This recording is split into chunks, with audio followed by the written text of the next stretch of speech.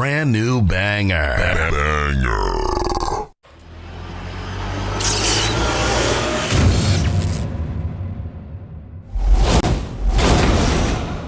What is your hatred for John Cena? Yo, when Hulk Hogan takes a rock bottom better than you, there's a problem. There's a problem. My man. All right, so give me the camera. One rock bottom. Yo, no, it's more than that. Show, give me the camera. I got the fucking camera. Kenny, I'm gonna have to do it for you. I'm gonna give you the whole spiel. He came out as a prototype. Whatever. You know, he slaps Kurt Angle. Ruthless aggression. I'm not into that. Whatever. He comes out as a rapper. I'm like, okay, all right, I could dig it. You know, he's from Boston, so that's a strike. You know, us New Yorkers, we don't fuck with Boston too much, but you know what? I'll look over that. He's doing his thing. Something original. Some I could, you know, there's something different. It's entertaining. Comes around, and my man has a choice between The Big Show, Kane, or Shawn Michaels. And he gives the most pussiest promo I've ever heard in my life. I will never forgive this. And he's on some, well, you know, I don't want to fight The Big Show because, you know, he's a huge guy, and, you know, you got the big red machine. Who wants to fight him? And Shawn Michaels is a legend. Fuck that, bro. You already beat all these motherfuckers already. Her return on SmackDown. Okay. So I definitely read some rumors about that. Because for whatever reason, and I don't know Cody's review, turn around and go back, and people are gonna be, you destroyed thrones, and you go back? We have been doing this shit for ages, and he still doesn't know how to take it right. Trust me. That's it. I got you. Oh, man, shit. He collapsed with the kick. That's what I'm saying. That's the way he didn't collapse during the sun. It was the kick. It was the He's not even in his fucking chair when he gets in this fucking thing. He's not even in his fucking chair. Yeah, but he there thinks, oh! There he goes. Both matches without the wrestlers were in the table. And on that note, everyone, it's your friendly neighborhood. I stay loose, I stay hype. I stay loose, I stay hype. I stay loose, I stay hype. I could do this all night, cause I do what I like. Yeah, I do what I like. Yeah, I do what I like. Sipping goose, sip is right. And I go with the flow. Yeah, I go with the flow. Yeah, I go with the flow. Cause I know I'm the show. In the zone, here I go. In the zone, here I go. In the zone, here I go. Yeah, they know I'm a pro.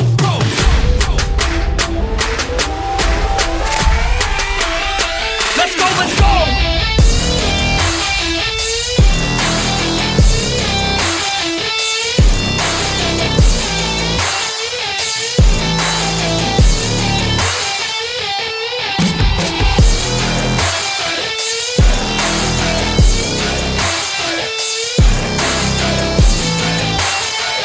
Yeah! Let's go! Here I go, I get lit, I get hyped for this shit. That's right.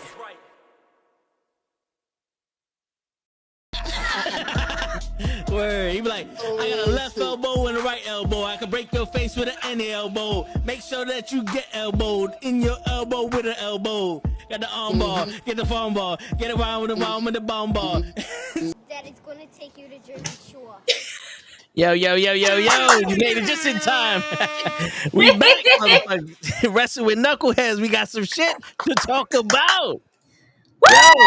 Yo, Gigi is in the building. Ray is in the building. Yo, we got a special interview. It's my time. We got a special interview for y'all later on tonight, but we got some big news to talk about today. A lot of fun things. I felt like we were watching the Royal Rumble. We was just getting surprise entries after surprise entries after unknown surprise entry. We was just getting it all. Yes. Yo, the biggest surprise, R-Truth is back, baby.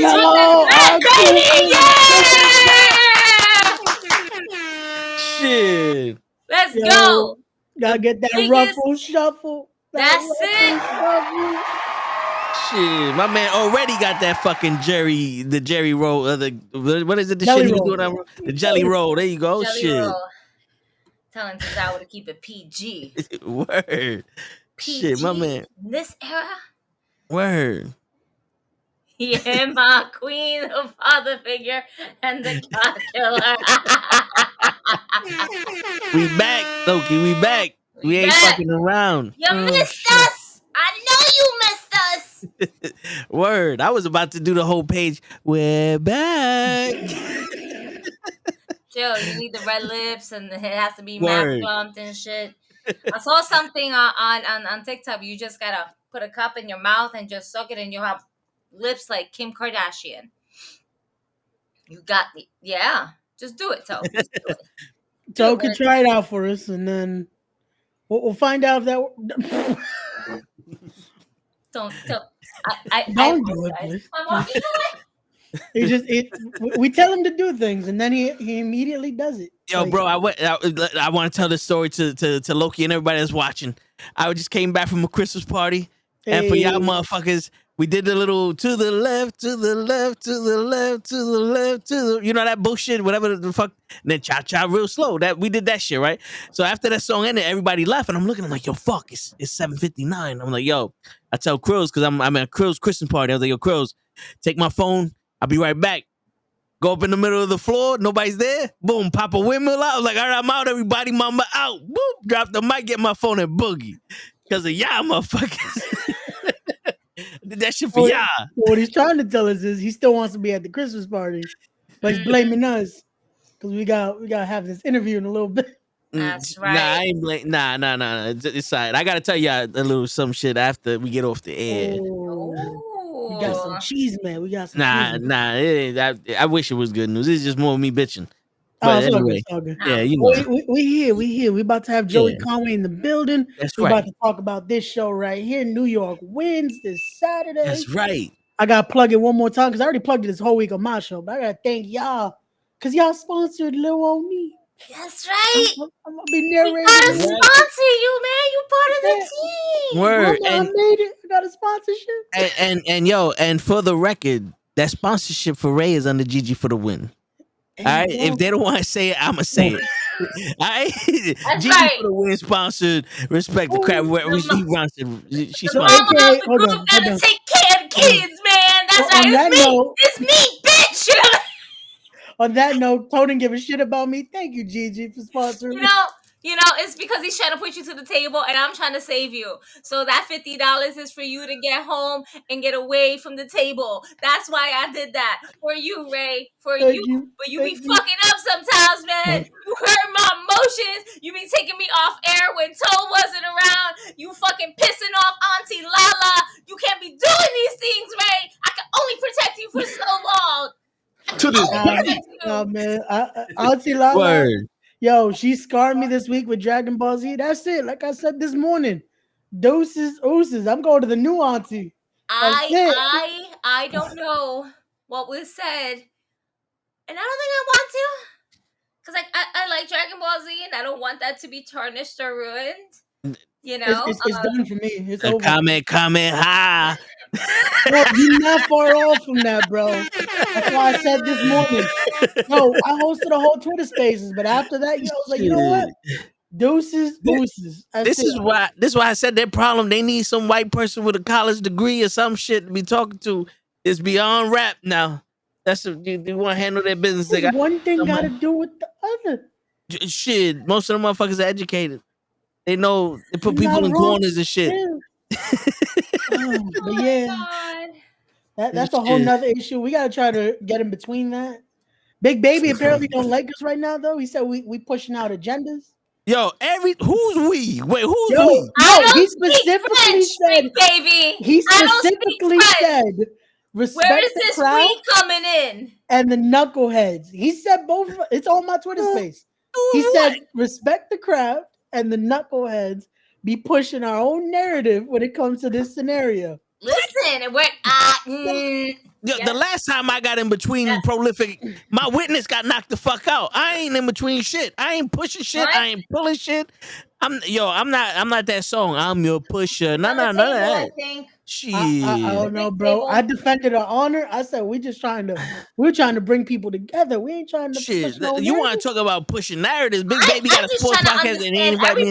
Listen, I'm just trying to understand every aspect of this story because sometimes I be missing. What's up, Big Nick? Sometimes I be missing some parts. You know, my life is a little bit hectic and crazy. I can't catch all them all them X's or tweets, whatever the fuck you want to call it. Okay. I want some Hawaiian bread with some chicken. Yo, this is why they say we push narratives.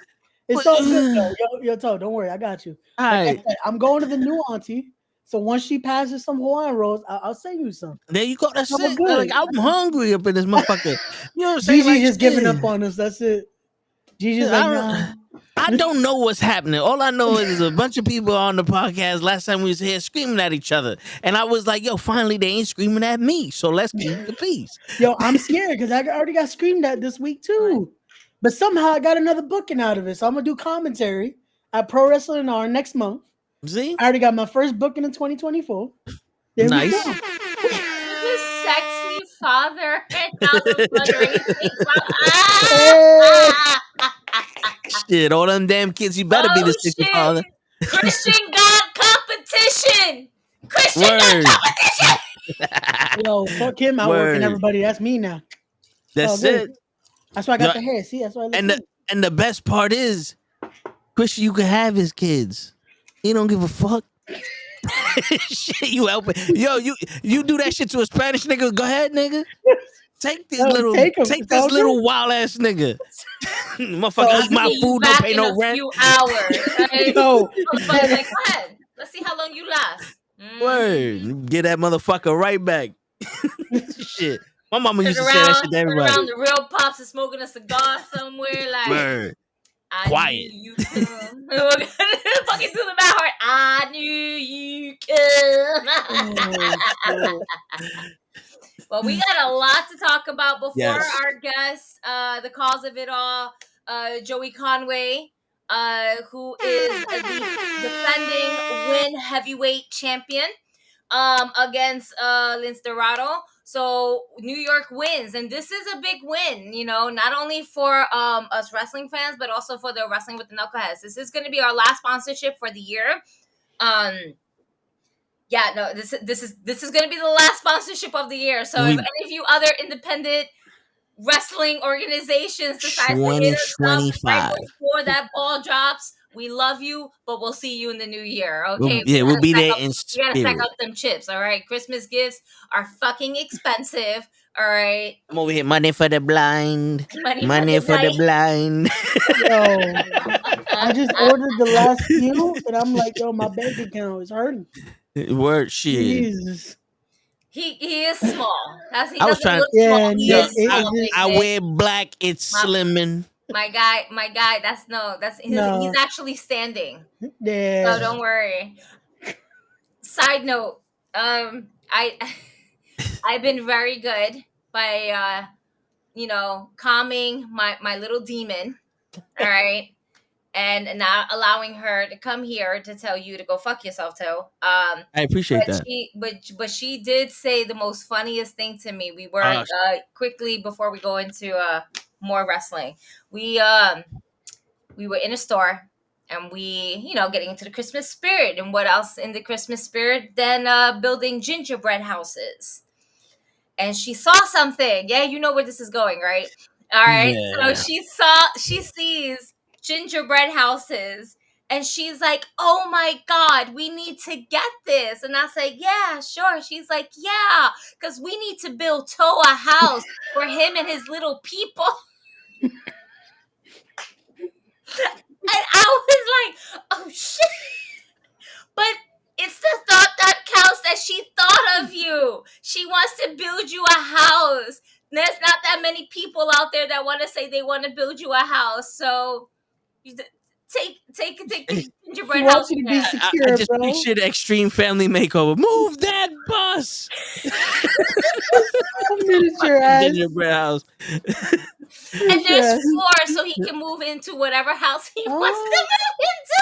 He has options. I It's was not one in just my own one. neighborhood. No, but what's the most funniest thing is that legit, we saw a big gingerbread house, and then we saw a box that has 4 small gingerbread houses. And I was like, let's get the big one. She's like, no, that's too big for him. Let's get him the small one.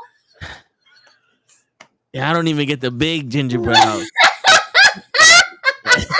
You even get the nice big one that like I get the Section 8 relegated one. She's like, it's for him and his little people. yo, Not where are me these though. little I'm people? too tall, so Yo. how was that? I just wanted to share that with you. Man, at least I got a house for Christmas. You do. You do. And it's quite tasty, you know. Well, I haven't tasted it because we haven't opened it up yet, but I'm underneath the impression that it is. It might not be as tasty as Hawaiian bread, but you know. No. You can't have it all. Can't have it. There's icing. There you go. That works. Oh my god. I was about to say something. We shouldn't stay on the air. Next. So when you buy keyword cookies, do you pay them or your family just makes them laugh? Both. So just be going like, no, it's all good. My family makes these. I'm just doing quality control. All right, peace, y'all. Listen, man, how do you think I got this camera in the fucking fish tank? I appreciate that, Big Nicky, supporting my family. Yo. But what's going on, Zakara? And Buddy R and not everybody in the chat. What's going on? You almost choked on a taco. All right. What kind of taco? Hawaiian taco? Oh. The tough question. So we did have a lot of returns as we touched base. We had R-Truth returning back, which was great to see him back. We had Randy Orton eventually coming out to save Team Cody, which I'm gonna touch base on because not for nothing, I don't think that Judgment Day should have taken that L. It just makes them look weak as a faction. But if anybody should have been replaced by Randy Orton, it should have been LA Knight because he didn't have anything. Yeah. So is he still in the company? What? Is LA Knight still there? Yeah. Of course, Wow. he's still there. That's why I was like, yo, did I miss something? No, I haven't heard nothing about him since he lost to Ray. Roman. No, he's still there. He's still talking. You know. Yeah. Oh, okay. But the thing is that I don't really think that again, Judgment Day should have taken that out because it does make him look weak. And at this point, it's like I feel like they're starting to lose grip and ball with Damian Priest. Yeah. Like it's starting to become as if his money in the bank is becoming less and less significant of what it's supposed to do and what he's supposed to do. Like he's about to lose that shit. Which I wouldn't be surprised if that's the direction they go, though. If they do he cashes in, everything's working out, and then Finn screws him. And they just wait. I wouldn't be super he's back in Hollywood. He's back. That's it. We had him for a nice run, but I wouldn't be surprised if Finn cost him his title shot. Yeah. You know what they should do? They have it perfect to set it up now. They should have Priest lose the Money in the Bank to Dominic, and then Dominic cash it in and lose his cash in. No. Why are we giving this to Dom? Because I mean, if you're gonna Dom already has a title, he needs to lose it to Wesley again. If Damian Priest is not gonna be champion, then you might as well do the dumbest thing possible with it, because you can't get anything worse than fucking Austin Theory. I'm gonna cash my Money in the Bank on a championship. All I had to do was dumb. That was so fucking dumb. Yeah, like, they wasted it on him, and now he's not really doing much except, you know, if you're gonna put him with Grayson Waller, make them a legitimate tag team and let them run the tag team division because they bounce well off of each other. But last but not least, I love WWE and how they swerved us. Yeah. Okay, because they really did. They swerved us. Okay, swerve. All right. They swerved us.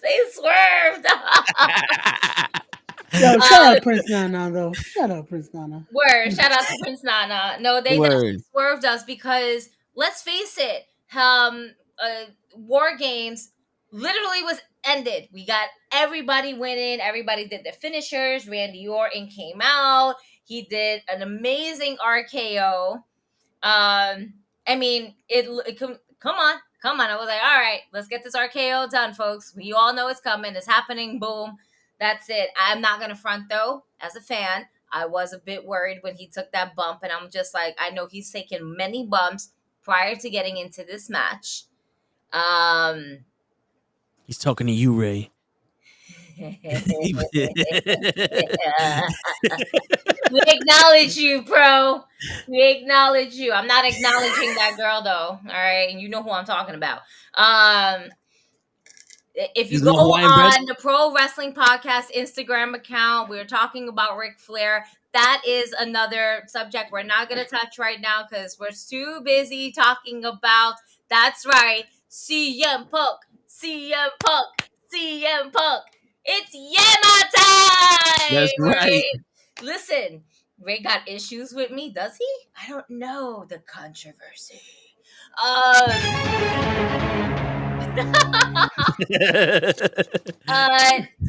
WWE definitely swerved us because we saw it at the little corner that they basically said, "All right, it's that goodbye logo." Okay, Yo. so watch this.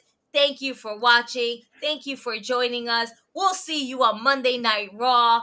Good night, everyone. Shh. What the fuck? Look in my eyes. And Punk looks damn good. Yo. He looks good. He looks good. He looks like he ate. He looks like he ate a couple of steaks. Yeah, it looked like when he was in AEW, he was hanging out with Bryan Danielson and became a vegan. And then once he got them checks from Triple H, like, this is what we're going to start off with. None of the bullshit. Please don't punch anybody in the face. By the way, here's a T-bone steak. Yo, he went to Triple H like 2 years ago when he signed with AEW. Said, "I bet you any money I could look homeless and these niggas still like me," and he did it. And they still love him. Now Triple H is like, "Nah, you gotta have to look a little bit like a wrestler when you come in here." Nah, yo, Chubbs, I did my windmill and I dropped the mic, Mamba out, and I came here, baby. That's it. You missed it. We out here. We live, baby. I'm everywhere. He's been everywhere, man. Word. No, the thing is, he's still there too. He's just, Yeah, I'm still getting updates. Hey, yo, Chubbs, who's drunk? We want to know who's feeling their Ric Flair self over there, Chubbs. We want to know. Yo, I'm not gonna lie. There was a person doing some crazy shit, and I was like, I wonder if this person wants to be called they them. You know what I'm saying? You know, if you know what I'm saying, you know what I'm talking about. You know what I'm saying? If you smell what the toe is cooking, you know gotta be careful. Shit. Gotta be careful. Oh my god! I pulled the fucking Beyonce on a group of people that I knew. I was like, yo, why ain't y'all dancing? She goes, yo, why don't you go over there and dance? I said, nah, I'm gonna make this nigga a little bit too attracted to me. I'm good. I ain't trying to turn nobody on up in this motherfucker. Nah, not when they got a bigger beard than me. Damn. Oh, yo, I did drop my first drink. I got a Corona. No, but here's the thing. I got a Corona, and this is part of the story I'll tell you later. And I put it on the garbage can. You know how the garbage can has a little slope, like a little slope. It's like a little angle. Yeah. And I'm eating, and that shit was there for like 5-10 minutes. And that shit said, whoop, bow, all over the floor. And I was like, somebody threw this shit at me. And I boogie. I was like, yo, where's my people at? I left that shit there. I was like, yo, somebody threw a glass bottle at me. I'm gone. My man said I was threatened. Word. I It was a was drive-by why y'all cookie. getting all this heat on Ray? Listen, Ray gets heat because he knows why. He's just acting innocent as to why he doesn't. I don't know why I'm getting hate. Oh my god! All right, because Ray be doing some slick shit, thinking that he's 100% safe. Yes, you motherfucker. Yes, you. No, sorry. Yo, sorry. I'm sorry. I gotta figure this out. I'm gonna write a post-it note that says "Toe is here, Ray is there," so that way I know where I'm pointing at. That Word. guy. Yes. Yeah, you. You with the mic off. But yeah. real quick though. I didn't. Real quick though. Didn't I tell you this shit in the beginning, Gigi? Didn't I tell you this shit with Santi? I've been saying this shit ever since we first met this nigga. Listen. You know what? I'm not even mad that he did that, okay? Because you did that to me when I can Toe still do that was too. absent. That's right. You did this to me. And you did. Did I look right? Yeah. You did this to me. I'm gonna look at you there. I see him. Okay? He's not physically here, he's spiritually here, and I see him. It's the bruja at me. I see everything. And you wrote her name wrong? Nah, Mr. Loki did. Oh. Comments. Well, now it's your problem now, Ray. That was me? God damn it. You I told did Loki everything? how to spell her name. Oh my god. Why she's gonna blame it on spell correct. All right. What happened No, was Damn. Ray is great. He's great, but he be doing some fuckery sometimes, No, and then he slick. now his word sometimes catches up to him, and he knows that. All right, and it is what it is. You know, I still love him, but if someone were to hit him and they say it's because he did that to you, Gigi, I'm gonna be like, you know what? Thank you, and then I'm gonna be, and then I'll ask Ray if he's okay. You still didn't I'm ask still me gonna about ask you if you're okay. You're still my friend. I might laugh at you first, but then I'm gonna be like, "Are you okay? You are okay." And through then experience. I'll be laughing. Through experience, that laugh is gonna take a while. Yeah, it's all right. It's gonna take a while. Oh my god! Oh shit. What? Dave, we cool. Like, what type of way am I feeling right now? Yo, do we need to have a cage match with y'all? What's going on here? War games. You get your crew, Dave and Ray gets his crew, and you want to play games? War games. War games. The after party. Yo, for real. And yo, not to change subjects, but fucking damage control, son. Yo, that was great. That was great. I'm gonna say it right now. The women's war games was 10 times better than the men's war games. Yes. Yeah. Yes. Okay. They had all the weapons in the world that they can come out with. You gotta love Asuka when she was playing with the crowd, coming out with the Kindle sticks. Like, I got a Kindle stick.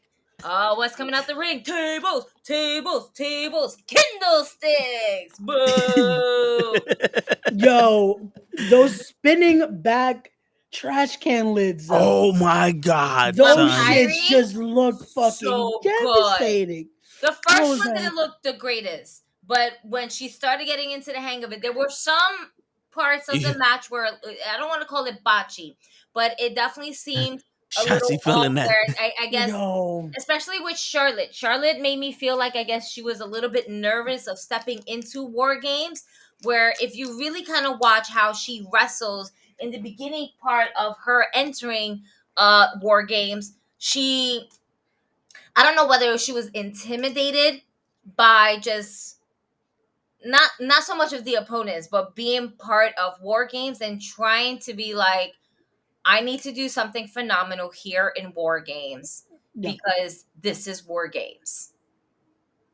And I mean, first and foremost, every woman had their spot.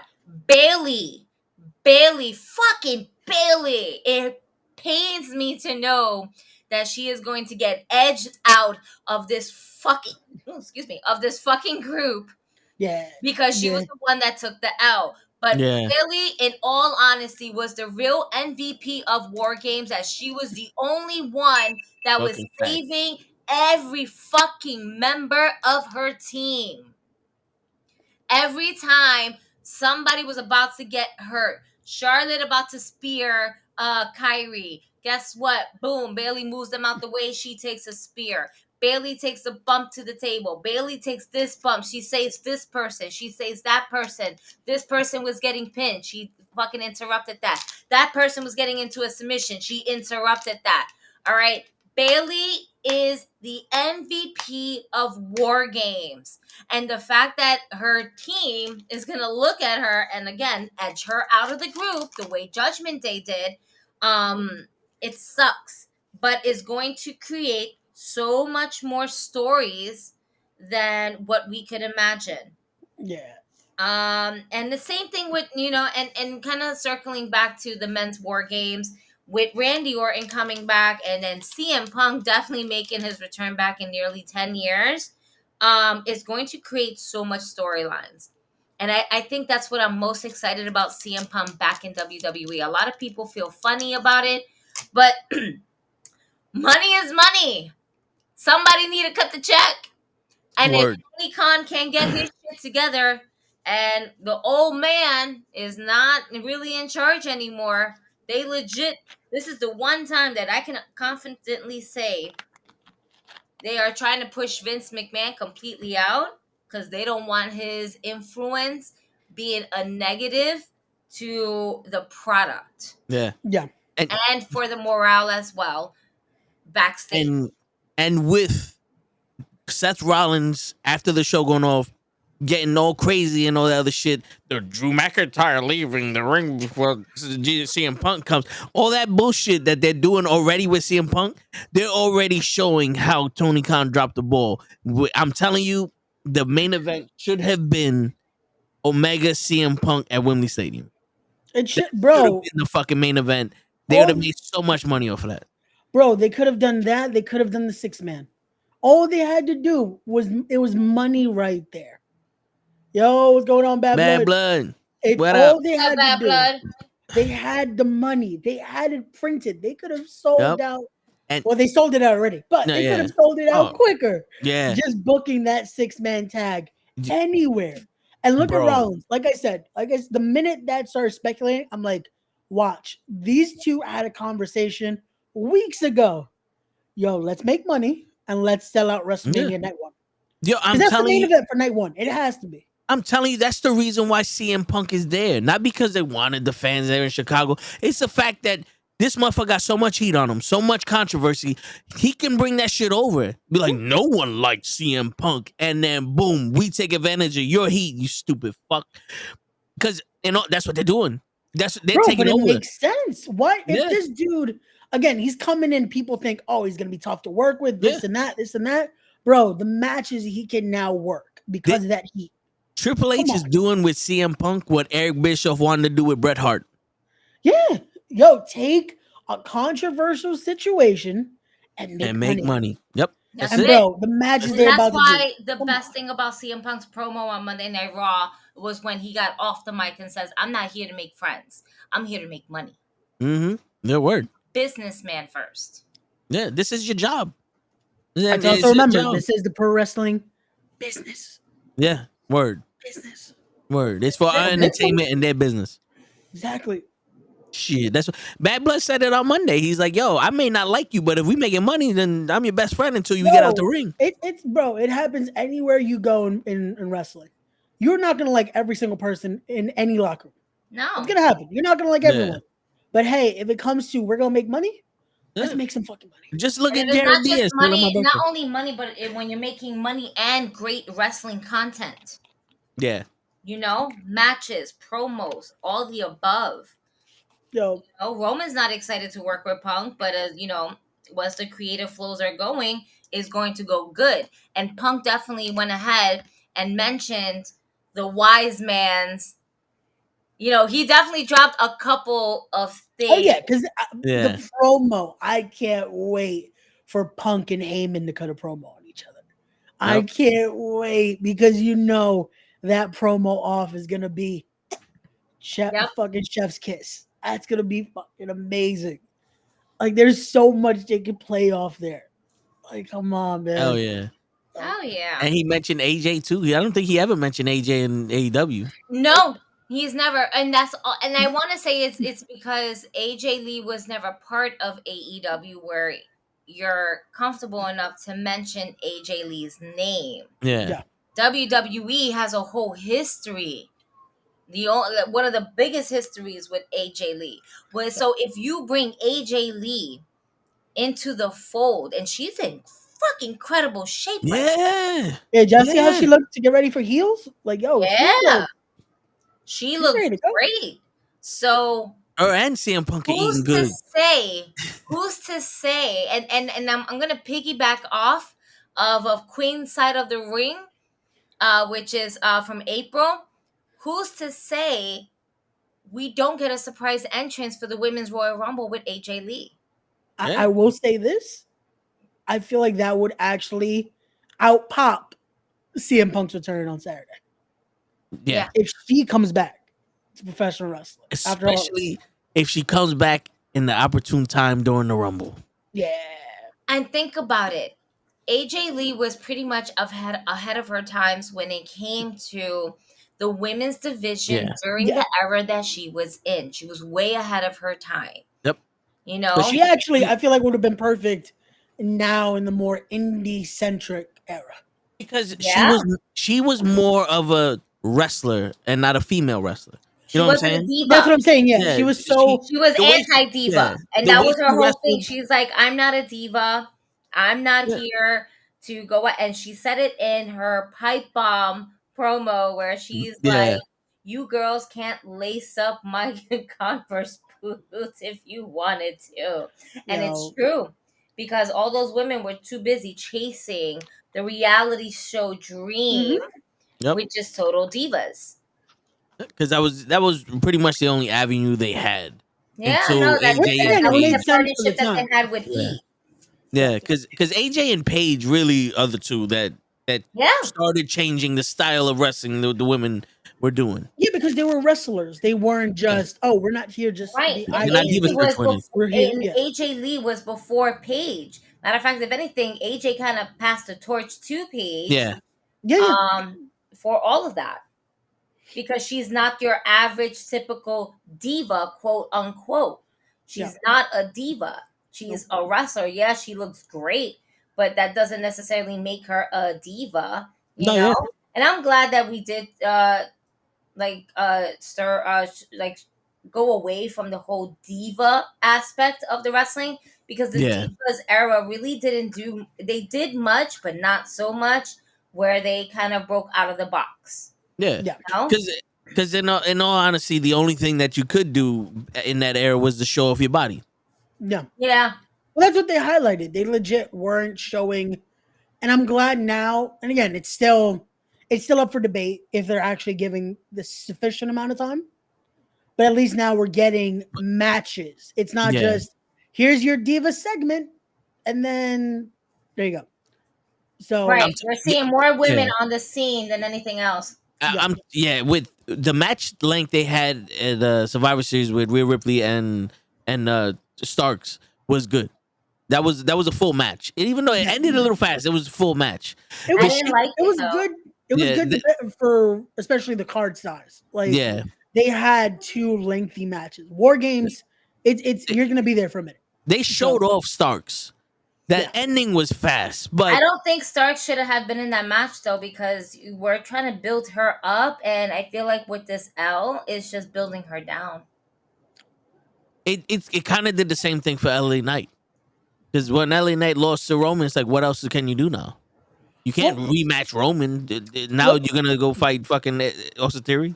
No, you go after the thing is, when LA Knight has a better position than Zoe Starks does.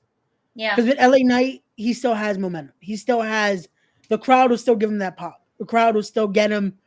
I still see him and Logan Paul going at it at Mania. But you see where he's going, Logan Paul. What I'm saying is, with Tony, this would have been beneficial if someone interfered.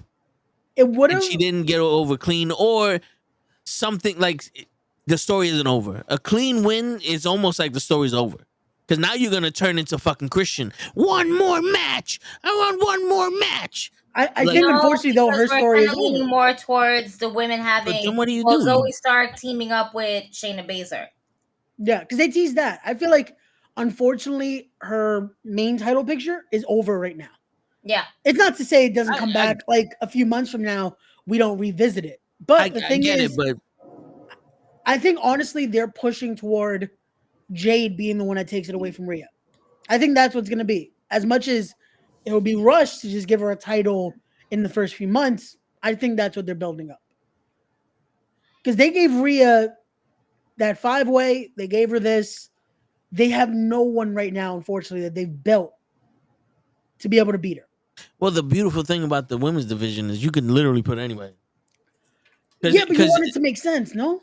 When does it ever make? Natty all of a sudden is a number 1 contender for the tag team champions. Like out of nowhere, her and this girl are number 1 contender. Tegan Knox, like Natty has went from I want a title shot to now I'm number 1 contender for the tag titles.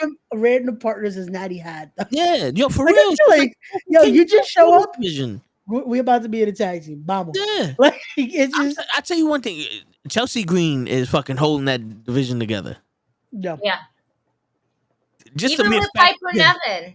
Yeah. See, they're both doing it together. It sucks that it can't be Sonya Deville. No, And I'm yeah. excited No, to see you know her who it come should back. be. We But- know who it should be. It should be this guy to my left over here. He cut the best promo. It should have been him. I should have won that It tag team should've- search.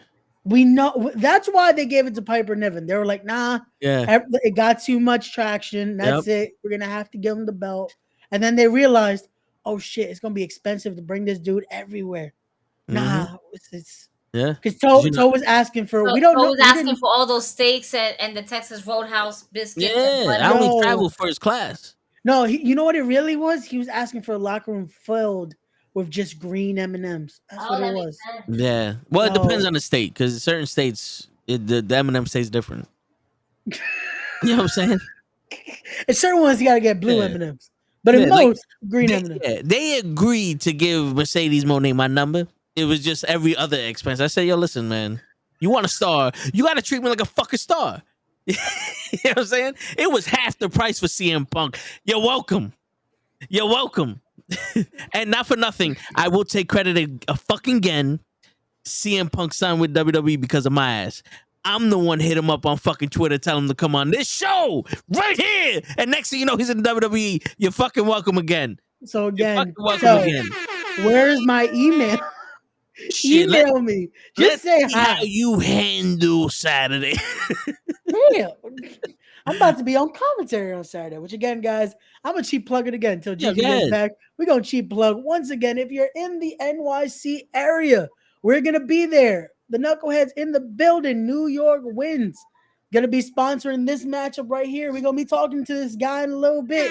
The current reigning and defending Wrestling Is Now heavyweight champion and the new NYWC heavyweight champion. The cause of it all, Joey Conway defending against Lucha Lit, Lindsay Dorado. That's going to be on Saturday. It's going to be a good night. It's going to be a good night. Facts. Tegan Knox says she would neck anyone's mom. Wait a minute. Hold up now. Well then, she get that good neck? Yeah. I'm just saying. I don't think she knows what she said, but I do.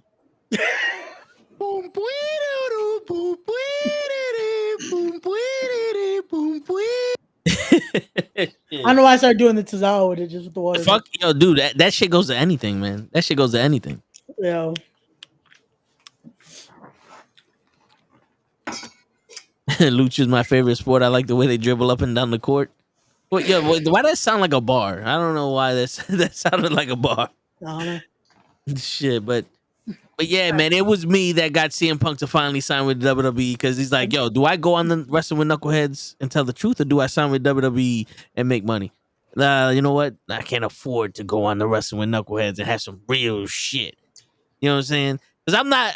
What? Damn, I wanted to call him Conway. I'm not. What's this dude's name? Oh, the reason why they fought in the back. Jack Perry. No, not Jack Perry. The first time, his friend. Colt Cabana. Colt Cabana. I don't know why I wanted to call him McGillicuddy for some reason. I'm not Colt Cabana, man. I don't share a bank account with my mama. You know what I'm saying? But share it with your daddy. That's right. Bowling like my daddy, everybody. Yeah. But shit. Yo, sorry, bro. Yeah, this is his fault. You messed. Nana versus Tozawa. Yo, man. That's what we need. We need Prince Nana versus Akira Tozawa in a dance-off. Someone make it happen. Yo, I'll email them both. Yo, Prince Nana would come on the show too, though. Yo, listen, let's get him on here. Who got to email? Can we get this man to email whoever he needs to talk to? And yo, I got these two hooks right here for him. He come on this show, I'll mail that shit directly to him. This shit right here. You know how hard it is to get this size of hooks? You know what I'm saying? Where the fuck did you find those small hooks?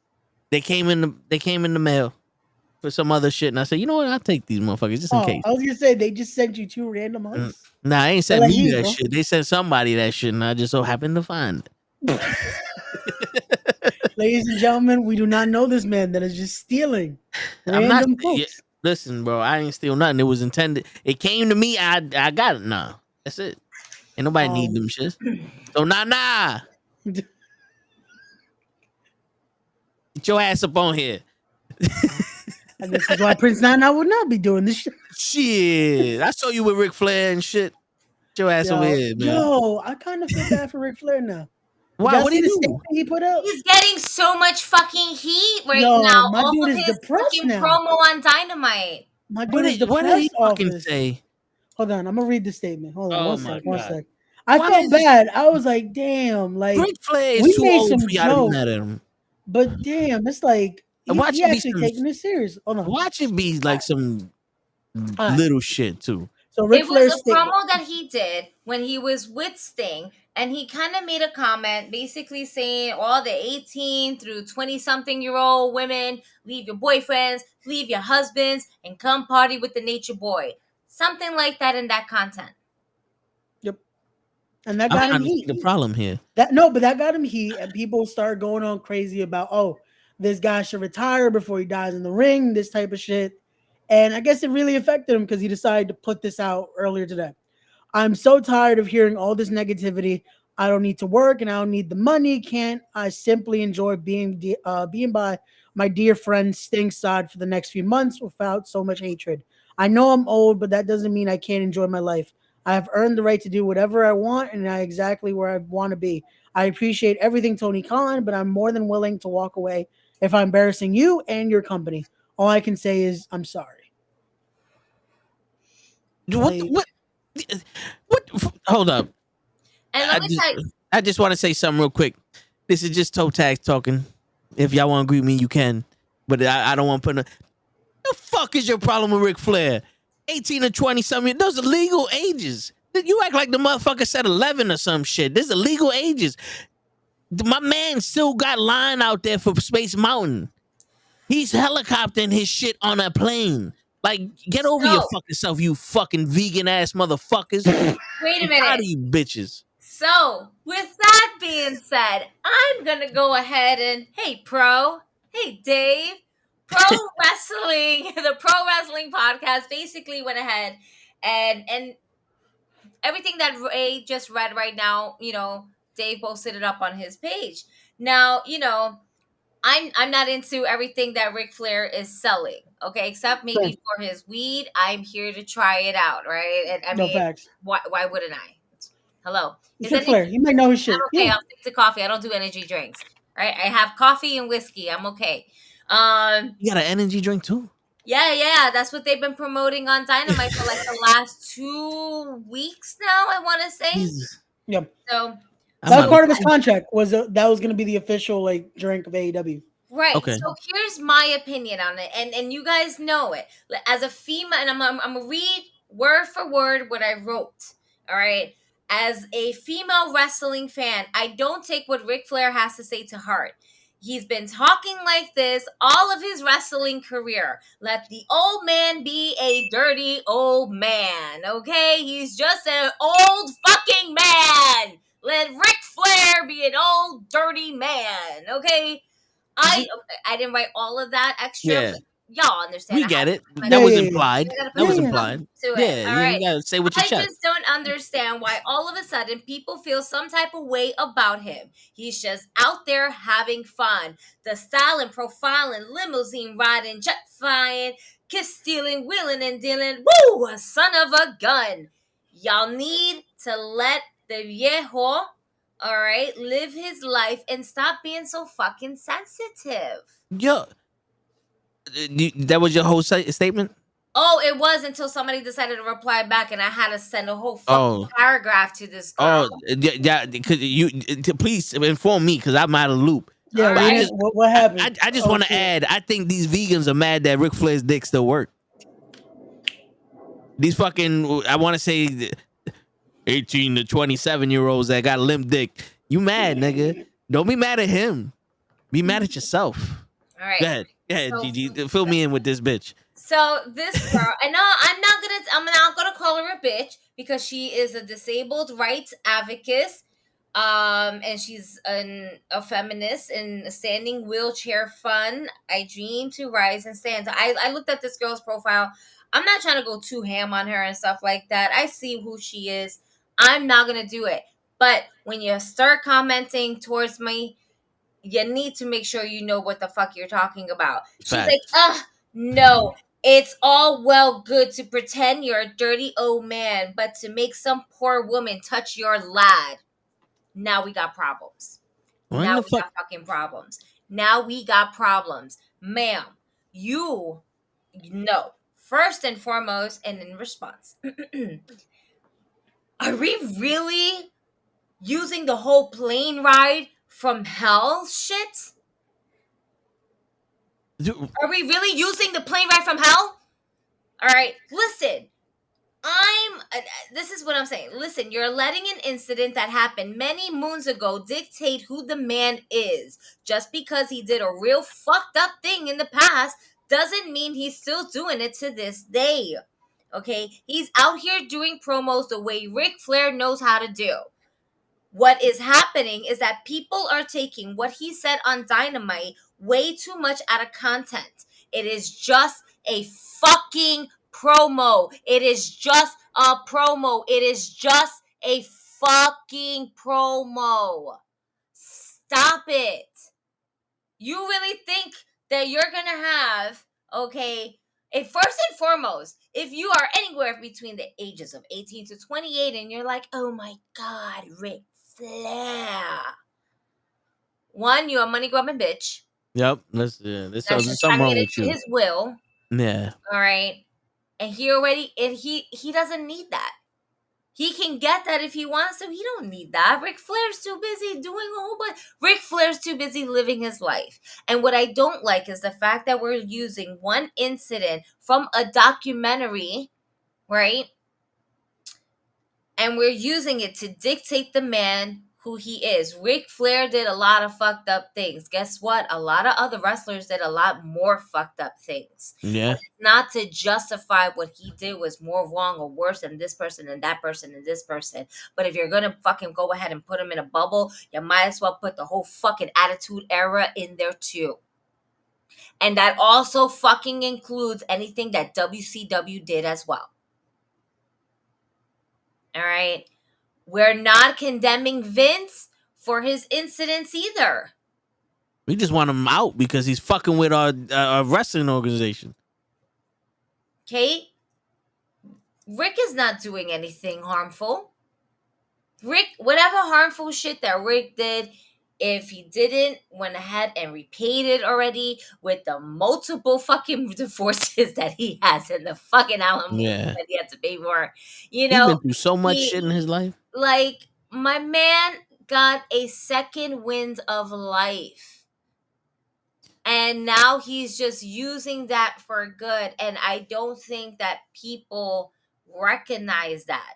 Vince McMahon is not doing that. He's still being a fuckhead by fucking by fucking around with the fans and their wrestling intelligence and fucking around with people's money. Ric Flair's not fucking around with people's money and livelihoods. Yeah, he fucked up back in the past, but that doesn't dictate the person who he is now. Vince McMahon now, yeah, he did a lot of fucked up things in the past. Does it dictate the man who he is now? No, but is he going ahead and repaying for all those fucking sins that he's done? And he's done a lot worse than fucking Ric Flair. I'll tell you that much. Yep. And yes, guess what? He's paying the piper now for all those fucking fucked up shits that he did. And you correct me if I'm wrong, but before everybody that's mad at Ric Flair was born, Ric Flair's gimmick was, I buy expensive shit, I fuck beautiful women, and I'm the best wrestler in the world. That was his gimmick for 50 years. Woo! Woo! You know what I'm saying? Woo. What? All of a sudden you're mad that he said that he wants to fuck bitches? Look, and Space Mountain. Yeah, like, but that was the thing. Like, y'all gotta remember, when people are old, or When we grew up in a different generation, we cannot just fucking conform to y'all new shit. Fuck you. He grew up with, to be the man, you gotta beat the man. But if you was a real nigga, you fucking bad bitches. And me and Sting are real niggas. We fucking bad bitches at the end of the show because that's the type of dudes we are. And that's how you grew up. That's how you describe shit back in the day. And Y'all Flair soft niggas is now. just Flair is more bark than bite at this point of his life You and his talk career. shit. No, we don't condemn the actions that he's done while he was doing what he was doing back in the day. But you don't see Ric Flair still doing fuckboy shit to this day. You still see Vince McMahon doing fuckboy shit up to this day. Why? Because everything all of a sudden started coming to surface. Yeah. All right. And we don't know what happened back in them days. Because if Mercedes Moné can say it and everybody's on her side, were you there? So we don't know what happened on that plane. It's hearsay. We don't know what happened on the plane. I don't think Ric Flair ever talked about that shit. You know what I'm saying? Like, he never, Tommy Dreamer spoke about the shit, but he was just defending what these people said. Like, I had two ponytails and everybody's fucking mad. Like, we wasn't there when this shit happened. Now, when Vince gets sued and the shit comes out and he gets guilty, that's when people condemn him. That's why people don't listen to R. Kelly no more. You know what I'm saying? I'm sorry. And y'all can fucking hate me when I say it. R. Kelly is some of the best fucking. Yeah, I mean, there's the 90s. There's a few and songs I I still still listen to a couple songs here and there, and But- I can be a fucked up individual by saying that. I liked his songs back in the 90s, and that's not gonna be like, R. Kelly, I can't listen to this no more. No, because if I'm hearing she's got that vibe, oh yes, I got that vibe as an adult. Because that song was popping. Yeah. All right. And it's no statute of limitations for sexual assault. But that being said, he's a legend. I respect what he's done. Exactly. And not for nothing. And y'all, again, might be an unpopular opinion, but I also want to say that I respect what Vince McMahon has done for the business. He's done a lot of fuckery shit, but if it wasn't for Vince McMahon, WWE wouldn't be where it's at today. Yeah, it's true. Same thing It's with true. Hogan. I don't fucking like Hogan. But I respect for what he did for the business, even up to this day. Someone had to pave the way, and that's what it is. Yo, sometimes you have to pay the price. Like, you think everybody's a fucking saint? Sorry, I just had Ted DiBiase laugh in my head right now. No, it's true. Everybody's got a price. Has a price. But in all honesty, you think everybody's a fucking saint when half of the fucking Beyond the Dark Side of the Ring is a bunch of fucking wrestlers that we grew up watching on cocaine, killing motherfuckers, living horrible lives, killing themselves, depressed with fucking mental diseases, fucking kidnapping people, all that other shit, killing their families. You think everybody in this fucking business is a fucking saint? Like, you can have whatever opinion you want, but when you watch wrestling for the wrestlers, what they do outside the ring is their business. It's not like he didn't do nothing to me. And granted, I'm not sitting here going, well, he could do whatever the fuck he want. But in all actuality, my opinion of him can only be what I see of him. You know what I'm saying? Like, he was never like convicted of sexual assault or anything like that.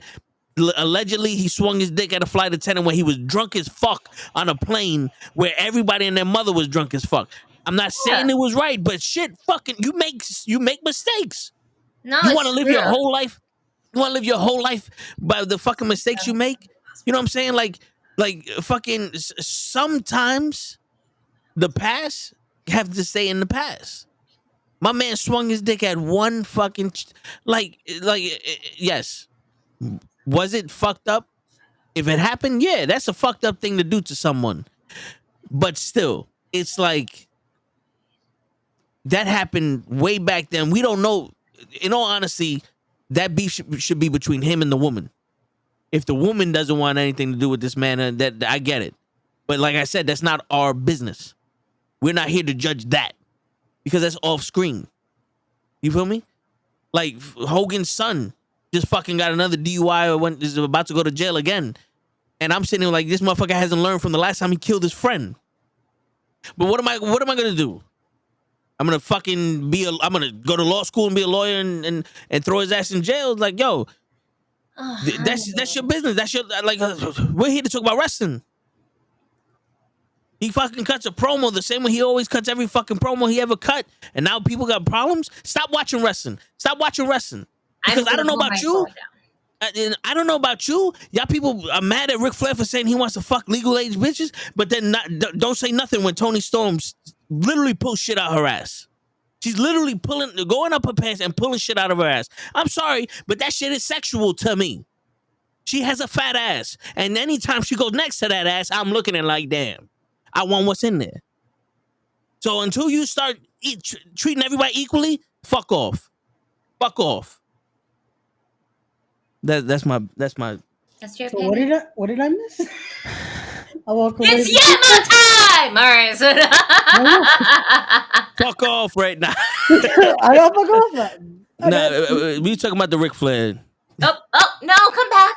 we're talking about the Ric Flair shit. Got you. No, it's. I'll look at it like this. With that situation again, he went to trial. Nothing came out of it.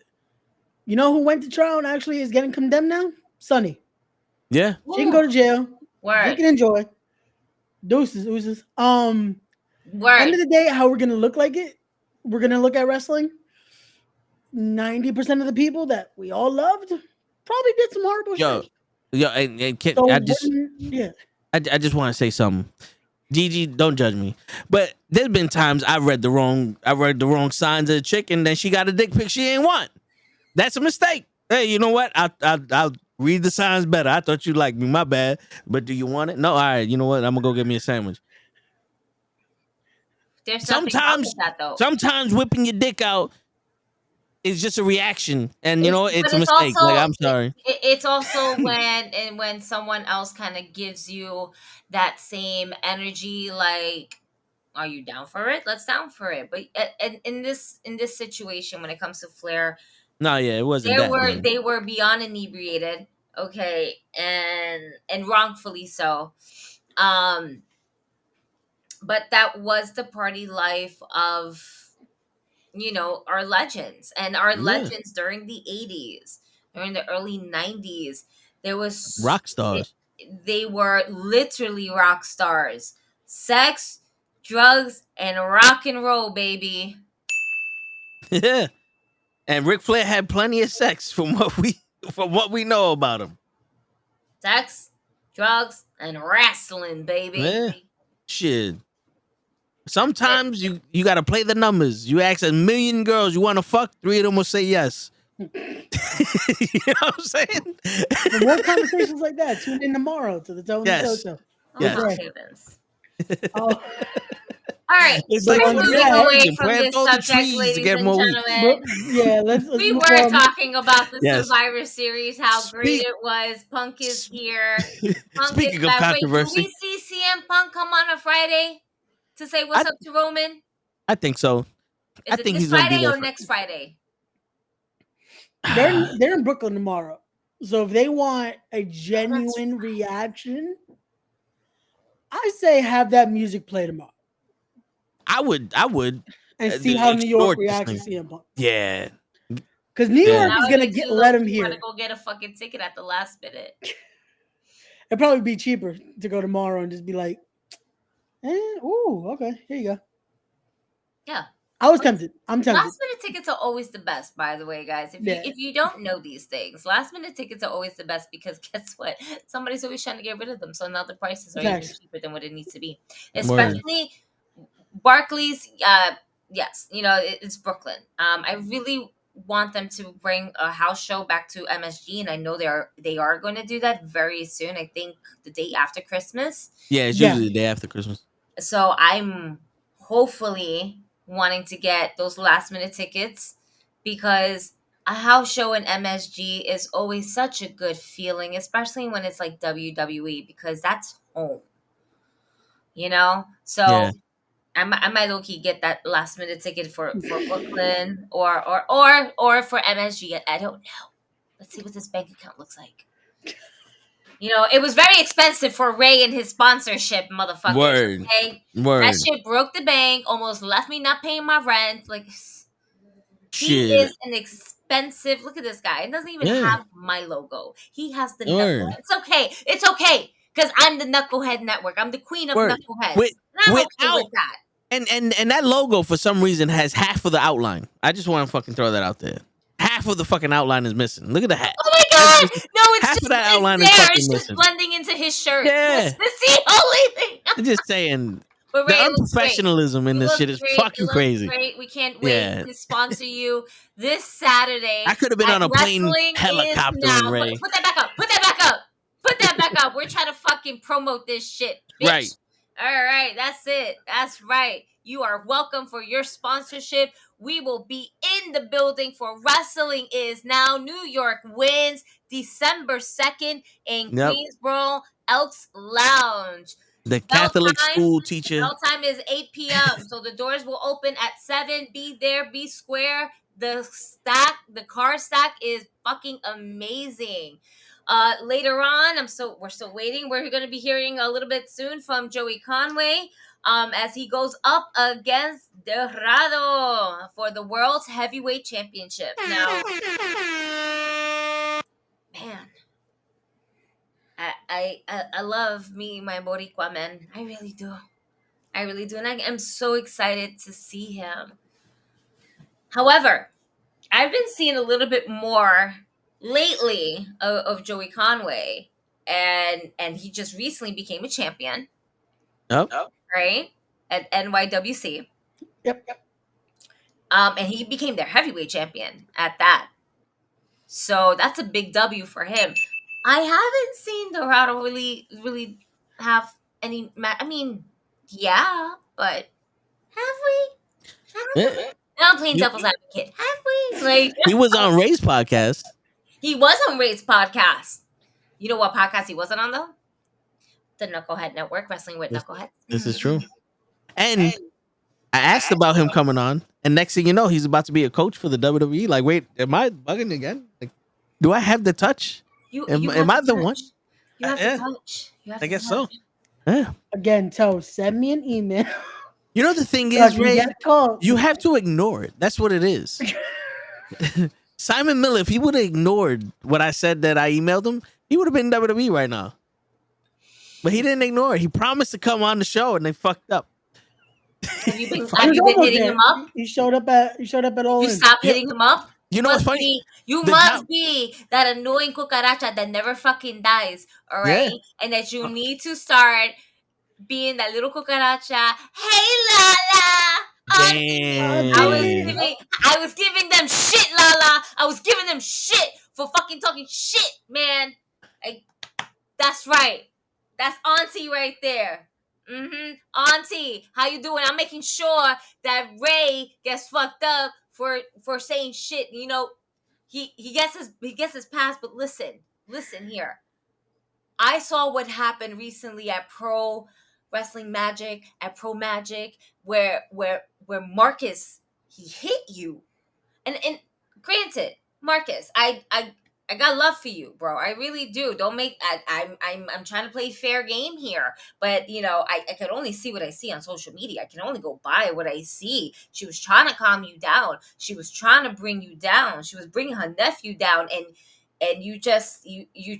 you weren't looking, and then wham bam, thank you, ma'am. Auntie's on the floor. What happened? The family got to come together, man. Prolific can't go out like this, and this, it's y'all got to come together. Come on, man. You know what? It's all good. I'm here for all the knuckleheads. I'm here. We don't have Toe.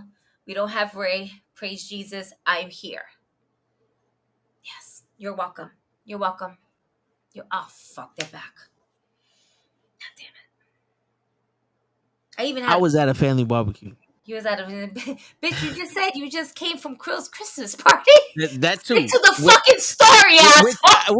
Which I dropped a windmill on him. Ruthless Lala. I dropped a windmill on him. Dropped the mic and boogied. For ya. Like I said, I was being neutral. Wait. I want to know what the fuck I did that I'm in this. My Dragon Ball Z love was ruined. I was scarred multiple days. I will say this. I have my limitations. I have boundaries. I would like to not hear about this because I do love Dragon Ball Z. And if it says it tormented him in a minute, I mean, for me, it probably wouldn't. I'd be like, that's funny. And then I will probably watching. No. Well, you see, you and I are two different creatures, bro. You and I are two different creatures. I might be like, yeah, tell me more. Yeah. You don't say, and how wet. This is an adult conversation. The floor. Yeah, ma. Oh, yeah, ma. There was a lot of Yema in that conversation.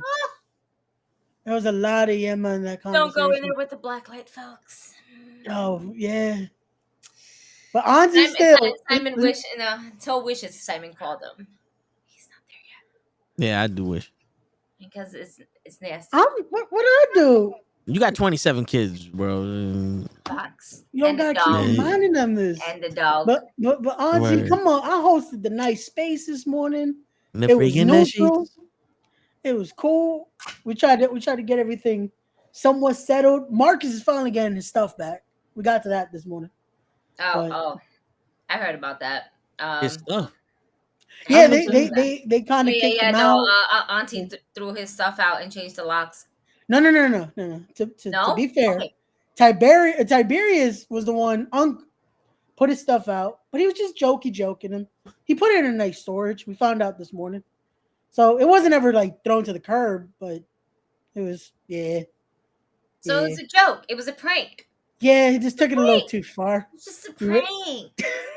We're just having fun here. Because Auntie, the minute you opened the door, y'all started again. I was on the call. I told y'all not to call me. I want to know what the fuck I did. You just hear Toe, so you in this already. Toe. Yeah. You want to know what you did? You started it all. Facts. How the fuck I started it all? You and your stupid fucking lawyer started it all. And that was Ray's lawyer. That was Kenny's lawyer. And you started shit. That was Kenny's lawyer. Of you that you started this. I'm about to say I can't went up to them. And you tried her with a wig. I had a witness that had a fucking tie on it. No. And it doesn't help. And then it doesn't help that our wonderful friend, Mr. Shownuff, who never shows up, okay, was. It doesn't help. It just doesn't help. I was fire. I'm just saying, that was kind of fire. She did that. But yeah, Auntie again. I just asked for the new Auntie for a little bit of help because y'all were busy.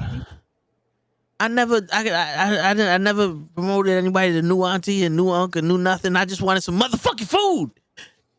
Why can't I get no eats? I was at a family barbecue. I get no food. I was one auntie. I didn't know that she was an auntie either. It ain't me, man. I'm not doing nothing. I think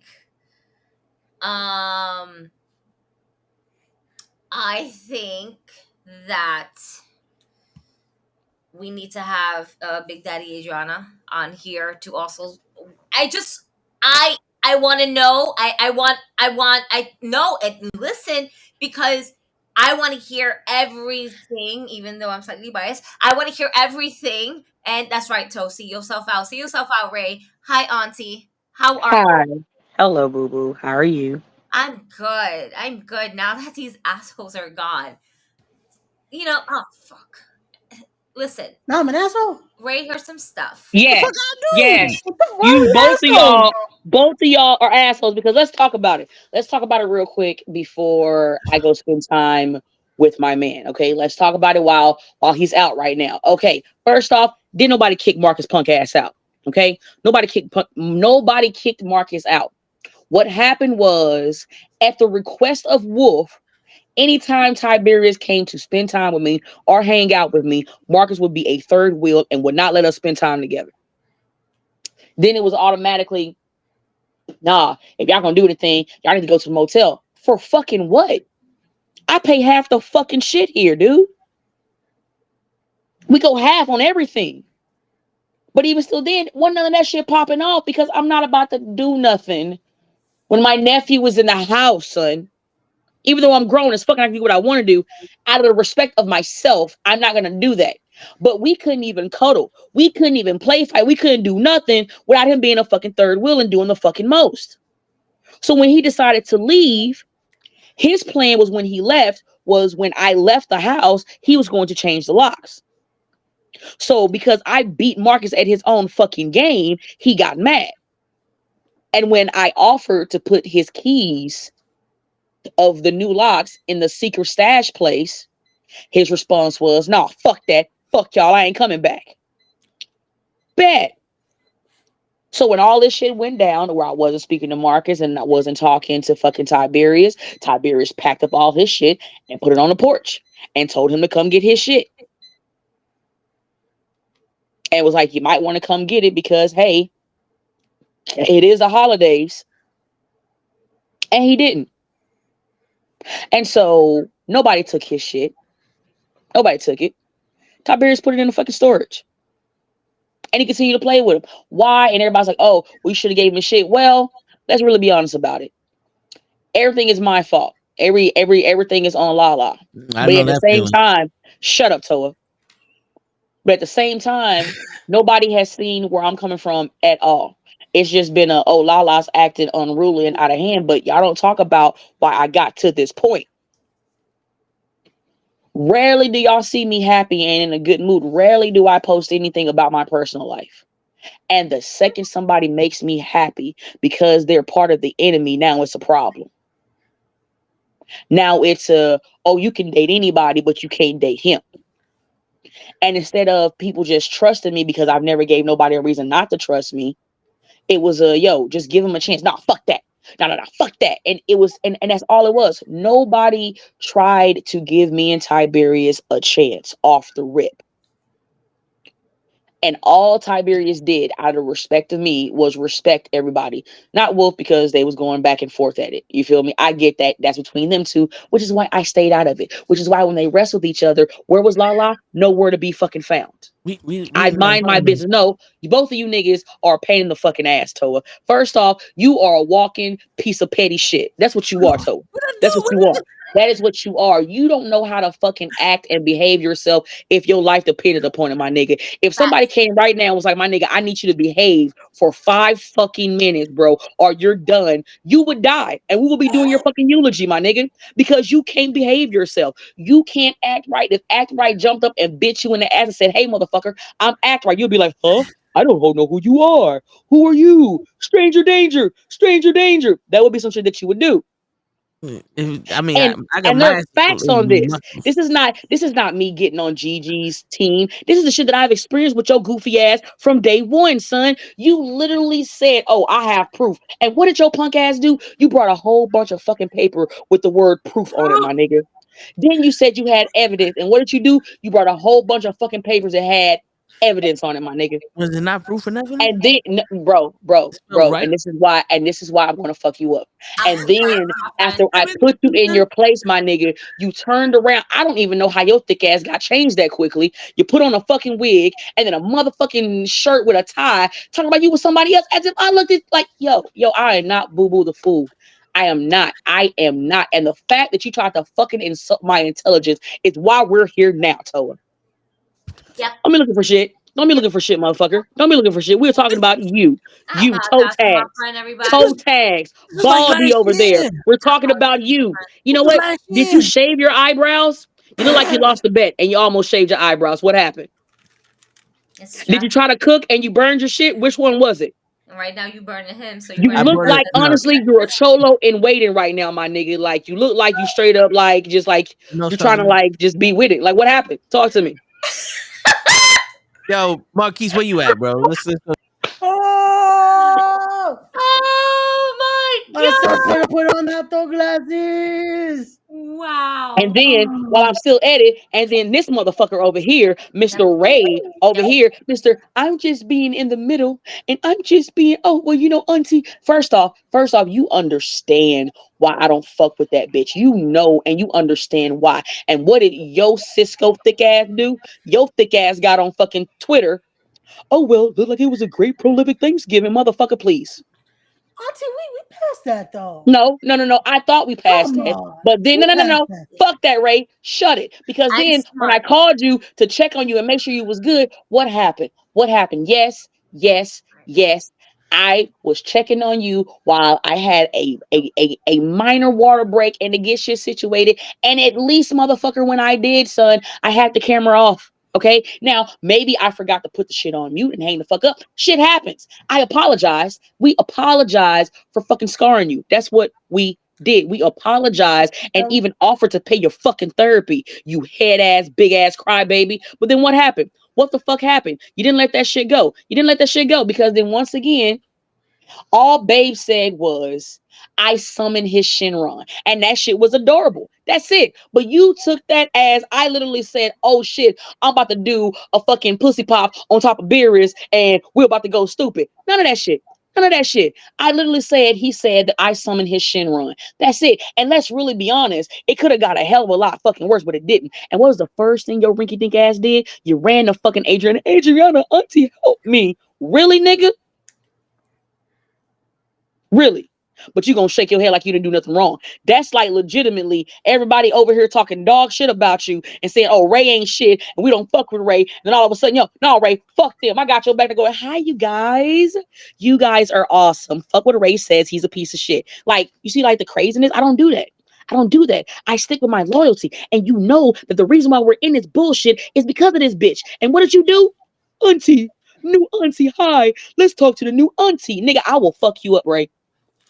He did say new auntie. I was trying to be cordial with this situation. I was not. How you gonna be cordial? How you gonna be cordial with the female? Bro, how the fuck you gonna be cordial with the female who started all this chaos and discord? Make that make sense, Ray. Make it make sense, Ray. You trying to be cool with my fucking enemy who showed you they was my enemy off the rip. Well, maybe I should bring them a nice cheesecake. Fuck her. You put her in what you do. And then what you do? Yo thick ass go. What did you do? You gonna go and get some motherfucking Hawaiian rolls tortillas and say, oh, is this how you make Samoan tacos? And then Toa bitch ass came right behind you. I just had some rolls and this is amazing. Fuck both of y'all. I did it first. See that? No, but I was like, this is what you talking about? Because this is what I was talking about. You get this with some fried chicken. Wow. This shit tastes good with some fried chicken. This shit. I think by now you learn your lesson. I'm just trying to tell you what I was doing. I'm hungry. I will say, Toe, I feel like it's still lost. Toe is just lost in general. But again, auntie, that's not an excuse. I don't know what fucking Hawaiian rolls got to do with any other motherfucker. Time. Stay over there. He needs to find his way. GPS that shit, my guy. Yo, he's lost as hell. But auntie, you know I got mad love for you. Again, we were in the space this morning. You saw. We cool. It's all good. Come on. We supposed to be cool. But you treat me like a redheaded stepchild stuck in the basement. I don't understand. And I did accidentally shave off my fucking eyebrows. Thank you, Noah. I wanted to ask him on Monday, but I was like, I can't. I don't want to embarrass the bro. Don't worry, I'ma ask because I don't care. He can be mad at me like, y'all, nigga, what was you thinking? I got a new nose hair and eyebrow trimmer and the fucking piece that you do the clip shit that broke off.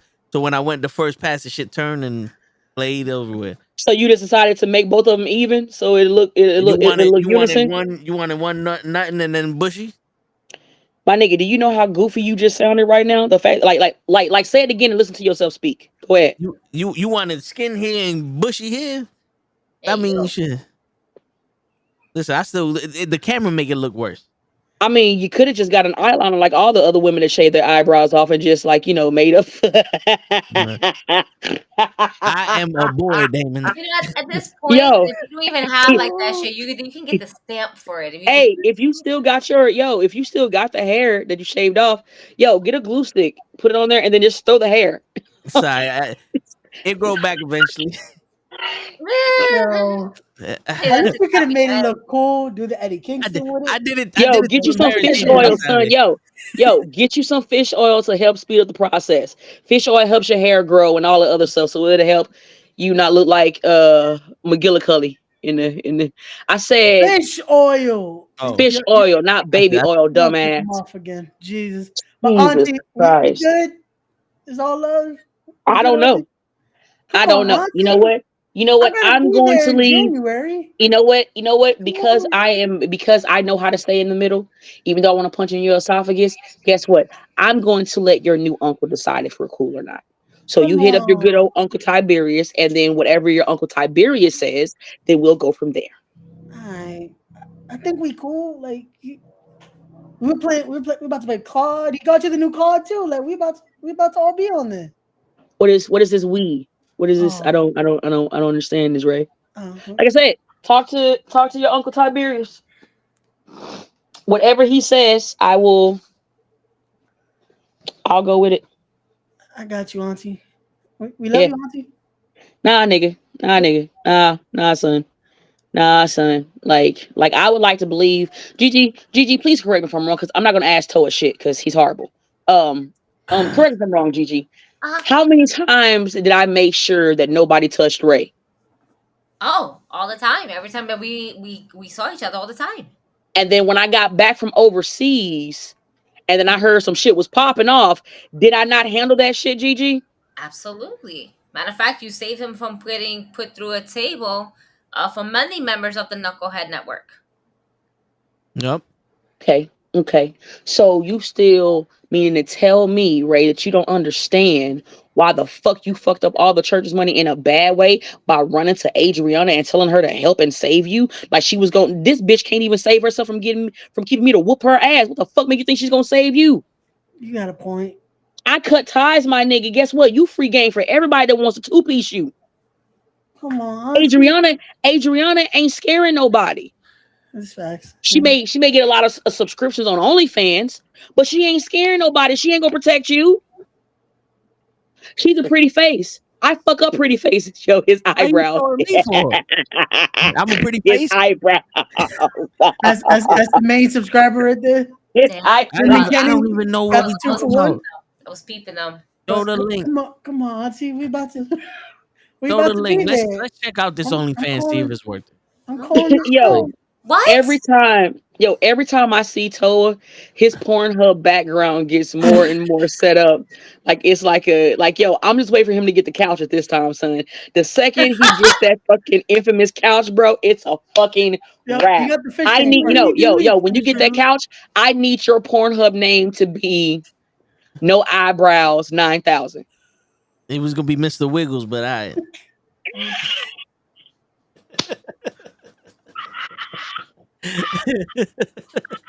No eyebrow wiggles. How about that? There you go. No eyebrow wiggles. There it is. Oh, my head hurts. It's so great. Oh Jesus! I have to find this lighter. Abbreviations. New. Yo, I'm fucking crying right now. Mr. New. I'm shit. Bro. Oh my heavens! All right, here we go. Nah, bro. I like to give facts, and Ray, don't be like, oh well, no, I get it. We scarred you. We apologize. It'll be different if you said, hey, y'all scarred me. We said, hey, suck that shit up, Buttercup. But we didn't say that. We apologize, and we offered to pay your therapy. And then you decided to jump your thick ass over behind enemy lines, thinking that they was gonna save you. Like, come on now. I just tweeted it. I didn't go. That's all. The fact you know her Twitter handle is crazy. What you mean?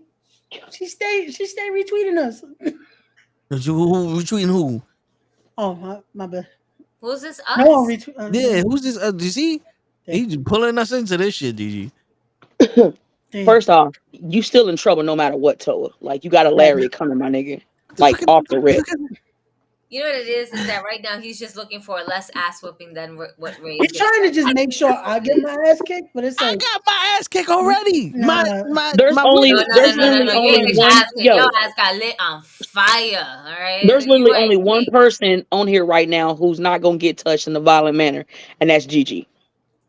It's me. But what You know? I already told you, you gotta talk to your uncle. I just sent him a message. Damn. Is he sleeping? Do you know if he's sleeping? Is he hungry? No, he No, he's out. He's out running errands right now.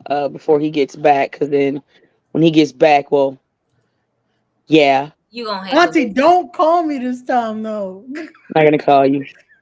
Well, you should have known better than to pick up your fucking phone sometimes. No, it's Auntie. I'm like, yo, I can't not pick up That's the true. phone. But if you heard son, like, if you say hello, and you know she's gonna say hello back. If she gonna say hello back, then maybe you should just like kind of read the room or read the phone and just be like, what that's not for me. Before it was too late. I cast magic missile. Sit there. He was like, what is going on? What is that? You want me to call 911? Oh! Is this man hurting you? What? You didn't have to put your ear back to the phone. You saw how I do? You looked away from the phone. And that's nothing. You could have been like, Ask Ray how long did it take him until he hung up the phone? 25 minutes. Did it take you to hang up that phone? I was there for like a good 10-15 minutes. Wow. He was in round 3. So at any point of time, once again, like I said, Ray is nasty. He's nastier than us. At any point of time, Ray could have hung the phone up and been like, yo, this is not for me. But you sat there for 15 minutes knowing goddamn well we wasn't watching National Geographics. As the leopard. I heard it was Dragon Ball Z. No. So when I first called him to check on him and make sure he was good, and I had to break. No, the Dragon Ball Z was this morning. No. There was another one, Auntie. That was the first call. It was for editing. About to get that spirit bomb, and Ray was like, "What?" Yo, you feel me? Yo, I was trying to give Tiberius all of my energy, and here come Ray like, "Oh, I'm scarred." So who is Vegeta and where is Goku? I have questions. All I know is Auntie was trying to get all the Dragon Balls and just know. Oh my heavens. Well, technically, she was practicing with Piccolo. Technically, it's 7 Dragon Balls in all. You feel me? So considering that Babe already have 2, I just had to find the other 5. You feel me? So yeah. We remember how long those seasons went. And this is the same shit that I'm gonna say, and I'm gonna say it now. People want to talk about, oh, you putting your personal business out on Twitter, but I'm like, here's my thing. Have you seen me say anything vulgar, like mention my private parts or mention his private parts? No. Have you seen my ass or my titties or my vagina on X? No. What did you see? You saw me KO'd. You saw me covered in a fucking blanket, or you just seen Tiberius knock the fuck out because I put the La La Land on it, and that's it. That's all I say. Now, the fact that y'all want to get y'all perception and y'all freakish ass mind starts working to where you have a whole Pornhub movie off of the stuff that me and Tiberius have said on X, that's not my problem. That's not my problem. If I say, hey, babe, you want lunch, and I leave it like that, who are you to tell me that I'm talking in a sexual manner? Because if that was the case, then I'd be like, hey, come eat this pussy for lunch. You feel me? Have a nice day after, like come get your daily protein intake. But I didn't say that. I said, come get lunch because I was talking about food.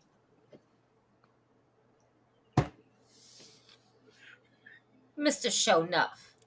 I love how he says this because he's not here. But I don't be worrying about Show Enough because at the end of the day, Show Enough turns real pussy real quick when I see him. So I don't be worrying about it. I don't be worrying about it. The boy is scared of butterflies. It's okay. He's scared of butterflies. You see something flying towards him, he'd be like, it's okay. It's all good, Auntie. Instead of stop texting, bro. Just hop on the link. It's better don't text and drive because we know you are, motherfucker. Like, he is. But nah, we glad you happy, Auntie. This is all love. We are. I'm glad that you're happy because you know what? It's been a while, and you and I spoke off camera to the side.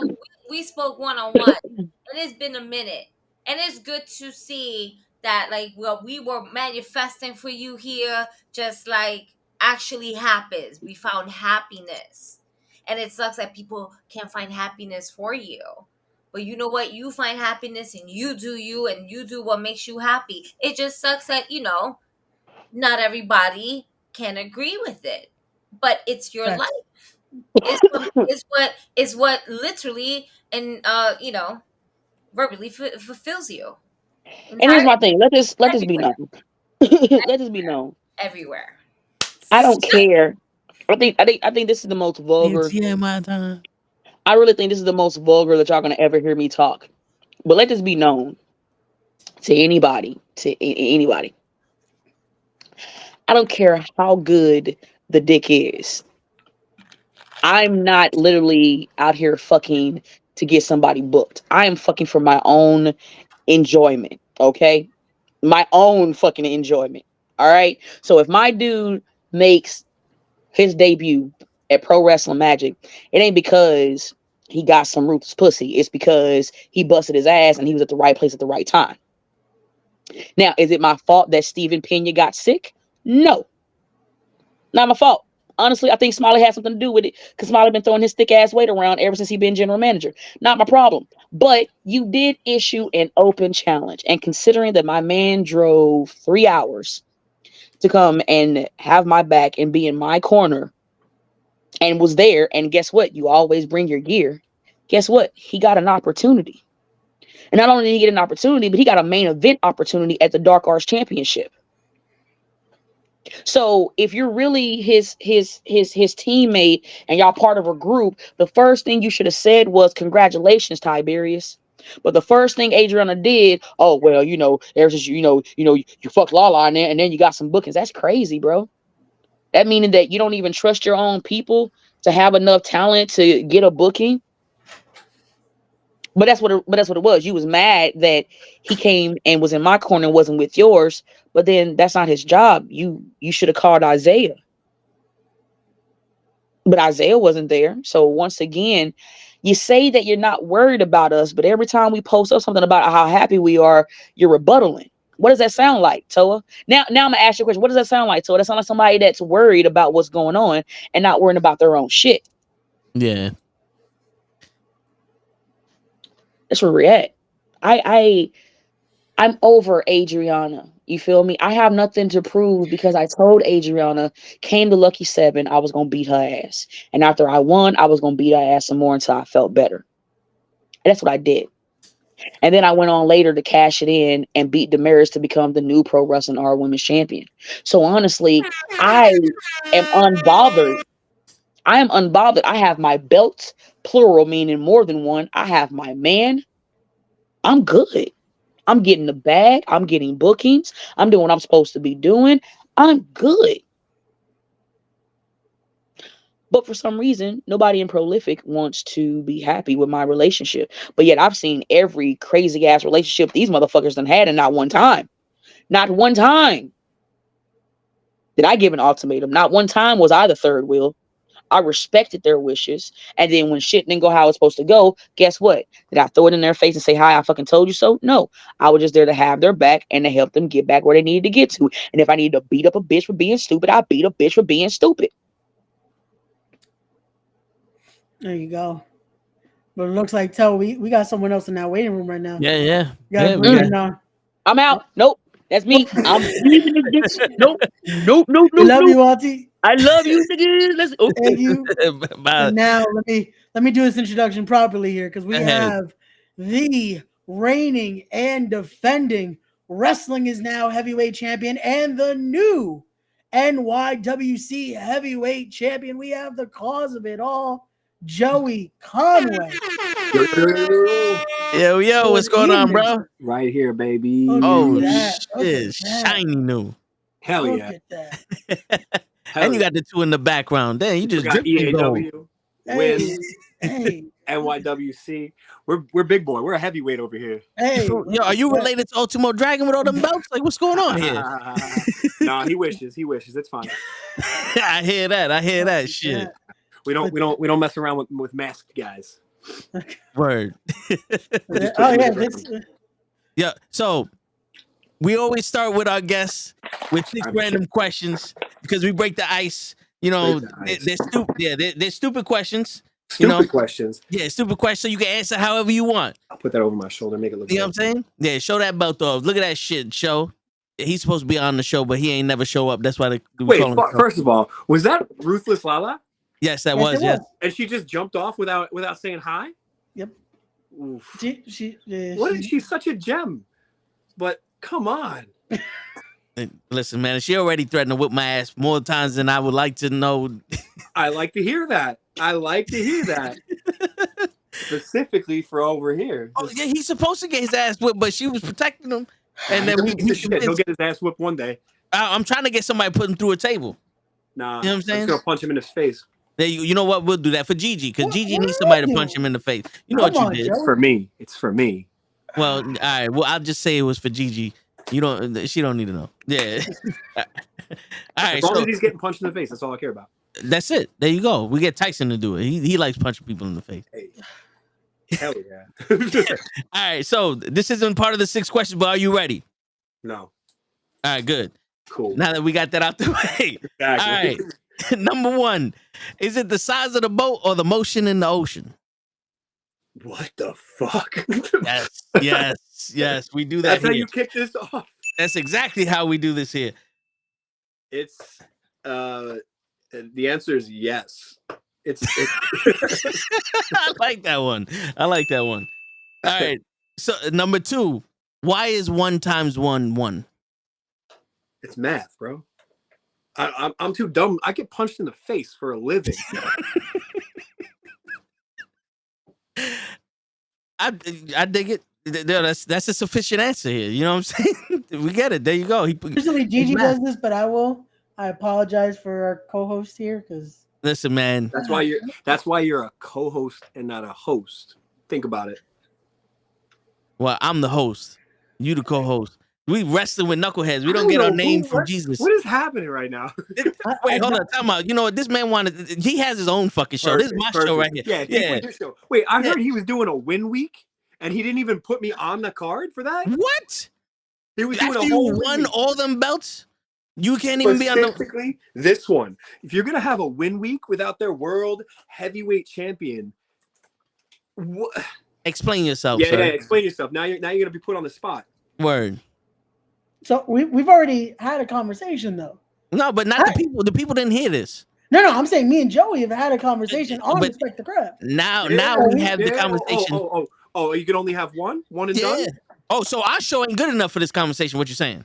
So wait, this podcast is the backup podcast. Oh, that's how you see us. I see how it is. I see how it is. Okay. Where did this issue come from, Joey? I'm an investigative journalist. Aren't you part of Office? Oh, I'm just doing commentary Saturday. Didn't you make a mistake and cross that line? Oh shit! See, you crossed a lot of lines here. I think there's a lot of missing letters in that. Yeah, there's a Explain yourself. What the hell? It's playful. Keep going. He doesn't speak English too much. We just born here. Yeah, fair. Right. Number 3, who would win in a fight, Godzilla or the Marshmallow Man? Marshmallow Man. Is that you talking about the Stay Puff Marshmallow Man? Yeah. Marshmallow Man. Every time. Yeah, he'll smother Godzilla. I see it. Yeah. All right. Finish this sentence. If you see me speeding down the highway, get behind me. All right. I'm running from something. Godzilla or the Marshmallow Man. Number 5. Why does the YouTube Shorts hate me? They hate me too, man. I can't crack that algorithm for nothing. Word. I think it's because of our beards. We have beautiful fucking beards. Very similar looks. I think that's the problem. Yeah, that's what it is. Yeah. They're racist to the hair. They don't like it on the bottom. They like it on the top. I get it. Yeah. You know, they say bald men are more intelligent than men with hair on their heads. I think a bald man said that. Pretty sure. But he would know. Yeah, I don't know. All right, and number 6. I got this question from Ray. He always wanted to ask you, but he didn't have the balls to. How come you never followed your dreams and became a dentist? A dentist? Yes, that's what Ray told me to ask you. I don't have a good enough name. Conway. You're not gonna go to a Conway dentist. That's true. You need like one of them Jewish names or something. I can't sit in school and do the school. That's another. Right. You could have just opened up an office and just had a string with a toaster oven and just the stairs. Oh, we'll take it 2,000. Whoop! Just throw the shit out the fucking stairs and wow, the two come flying out. $5. That's it. Shit. You know what? In my next life. There you go. Now we know. I'll take notes. I'm gonna remember that. So in the next life, I'm gonna go to you as a dentist. You know, that's gonna be my dentist. Maybe in the next life, your podcast won't be the second fiddle to Tommy over here. Right? Shit. This, you know something? Now we're the first fiddle here. Hey, look at that. All beautiful. Look at this. That's it. Shit. But all right, let's get down to business, Ray. Stop fucking around, Ray. Apparently, I'm making this second fiddle here. I was just trying to have a nice conversation, like shit. Because we're getting ready again, ladies and gentlemen. It is this Saturday. New York wins. It will be live from the Queensboro Elks Lodge this Saturday, December 2nd, as this man right here, Joey Conway, will be defending that Wrestling Is Now Heavyweight Championship against Lucha Lit Lince Dorado. Look at that. Oh, sorry. I was surprised he wasn't mad because I had Lindsay on the podcast a few days ago. I know. He had some nice things. Throw that shit in your face. I know. He had some nice things. I didn't tune in because I didn't care. Like I don't tune into most of your podcasts. Oh shit. I still need a real explanation of because you already interviewed me once. I'm not interested enough. Huh? No, we had a nice conversation. I thought it was good. Maybe in 2024, like we'll do it again. Possibly. Well, he can't even squeeze you in the next 6 weeks. Nah, exactly. You see that? The disrespect is at an all-time high. Yeah. He has like 4 interviews a day, but he can't squeeze you in one of the weeks. 4 interviews a day? Damn, you're filled with a lot of hot air. With that Kmart champion hoodie on. Oh shit! And would you buy that at Costco? What do you? And Ray, again, figured you out. I don't get what I did to Joey Conway. I was getting ready to call his match nice and down the middle on Saturday. Damn, man. So you're not going to now? I might not.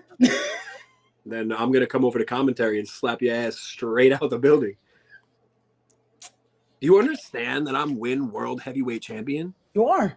Yeah, exactly. That means I'm the best in the world. In the world.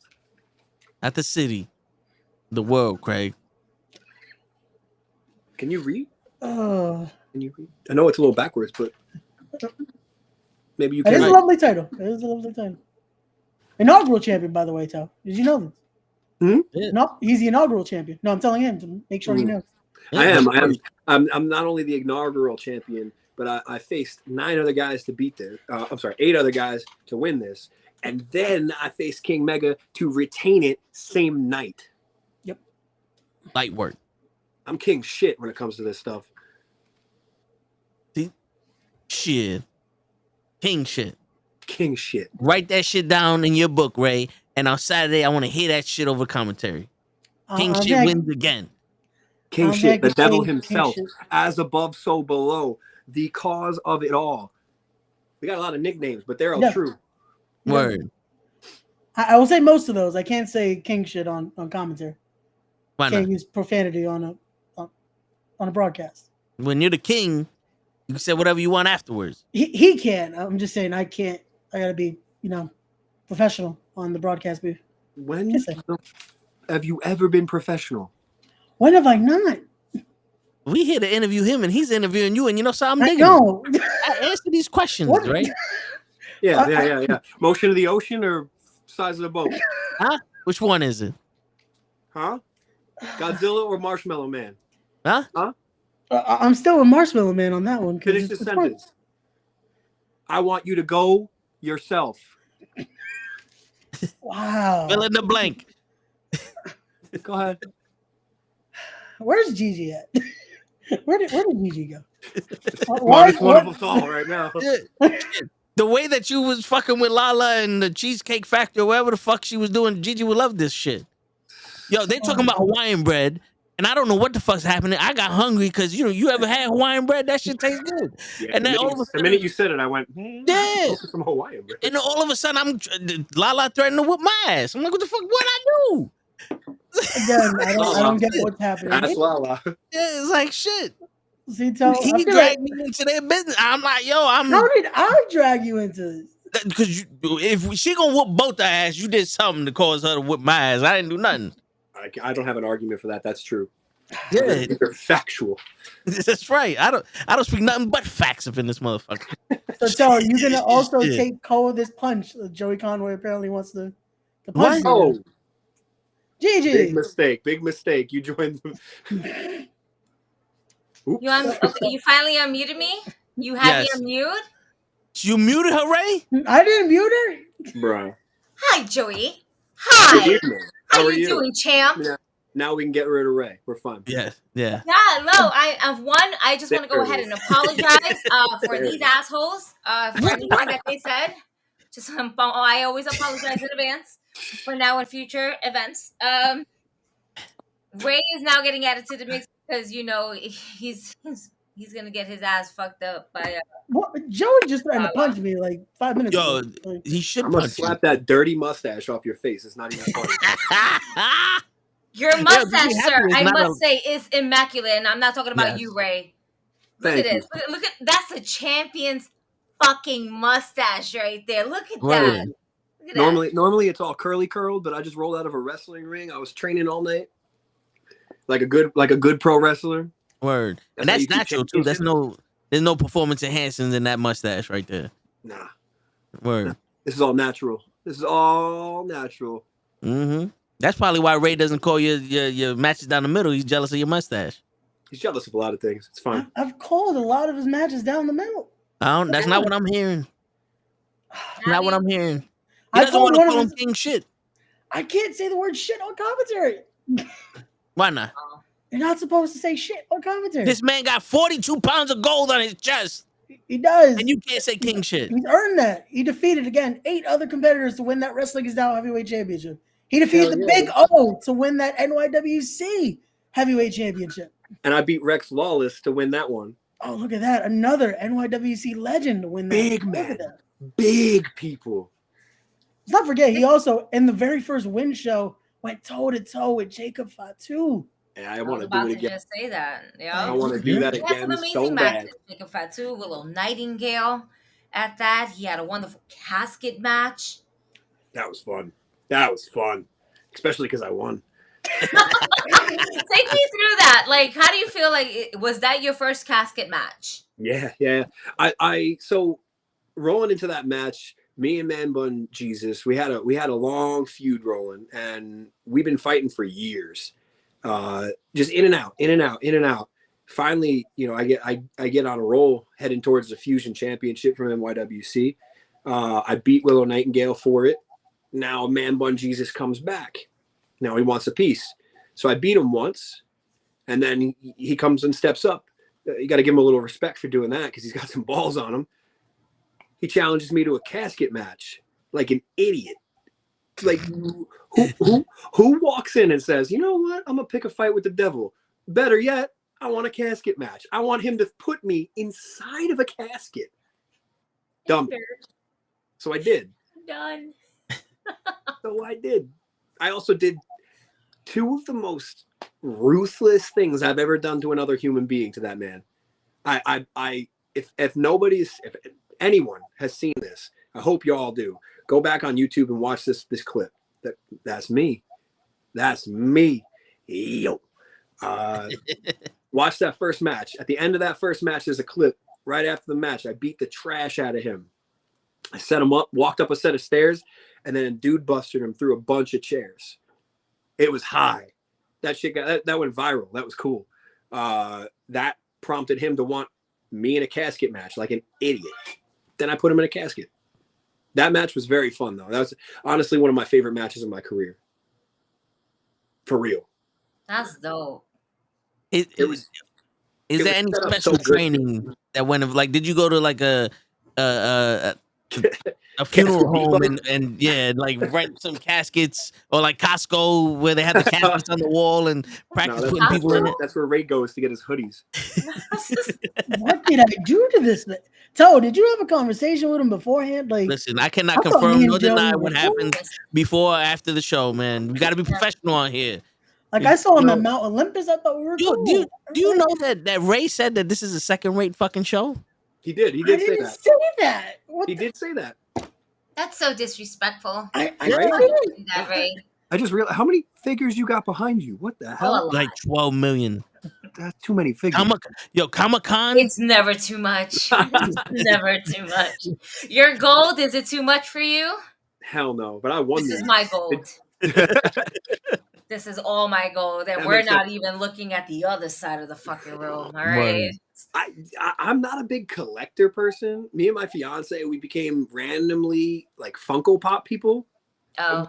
And it was like a fight because we would be like, no, we're not Funko Pop people, and then we go get another random Funko Pop, and then we'd be like, no, we're not Funko Pop people. Then we'd look up on our shelves and we see like 14, 13, 55. I don't even know how many Funko Pops we have now. We got a ton now for no reason. For no reason. Suddenly I'm a collector. It's just, and they all look the same. They all look different at the same time. I can pinpoint every one of them. The only ones that look different are the Gremlins. She's a big Gremlins fan, so I love all of them, man. We got classic movies, right? Oh, I love it. Don't feed them at the midnight. He's gone. And don't wet them. Word. God. Multiply. And it's not so cute.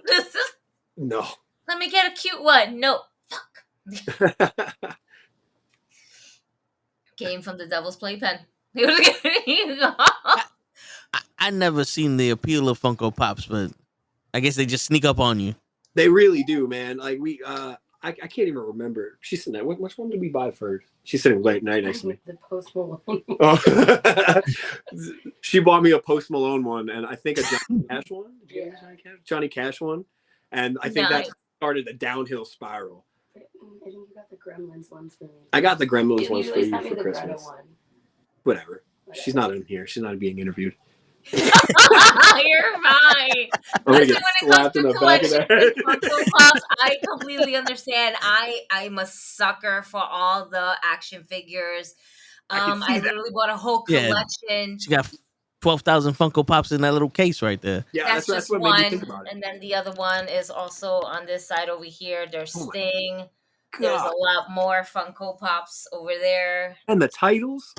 Yeah, I got the White Icy Intercontinental Championship and the Women's SmackDown. I want to get the original Women's Championship, the one that Trish Stratus and Lita actually held, and Ivory and everything like that. That's my Women's Championship. Everything else is fine, but that for me growing up, for the women's title, that was my title. The Divas title, no, thank you.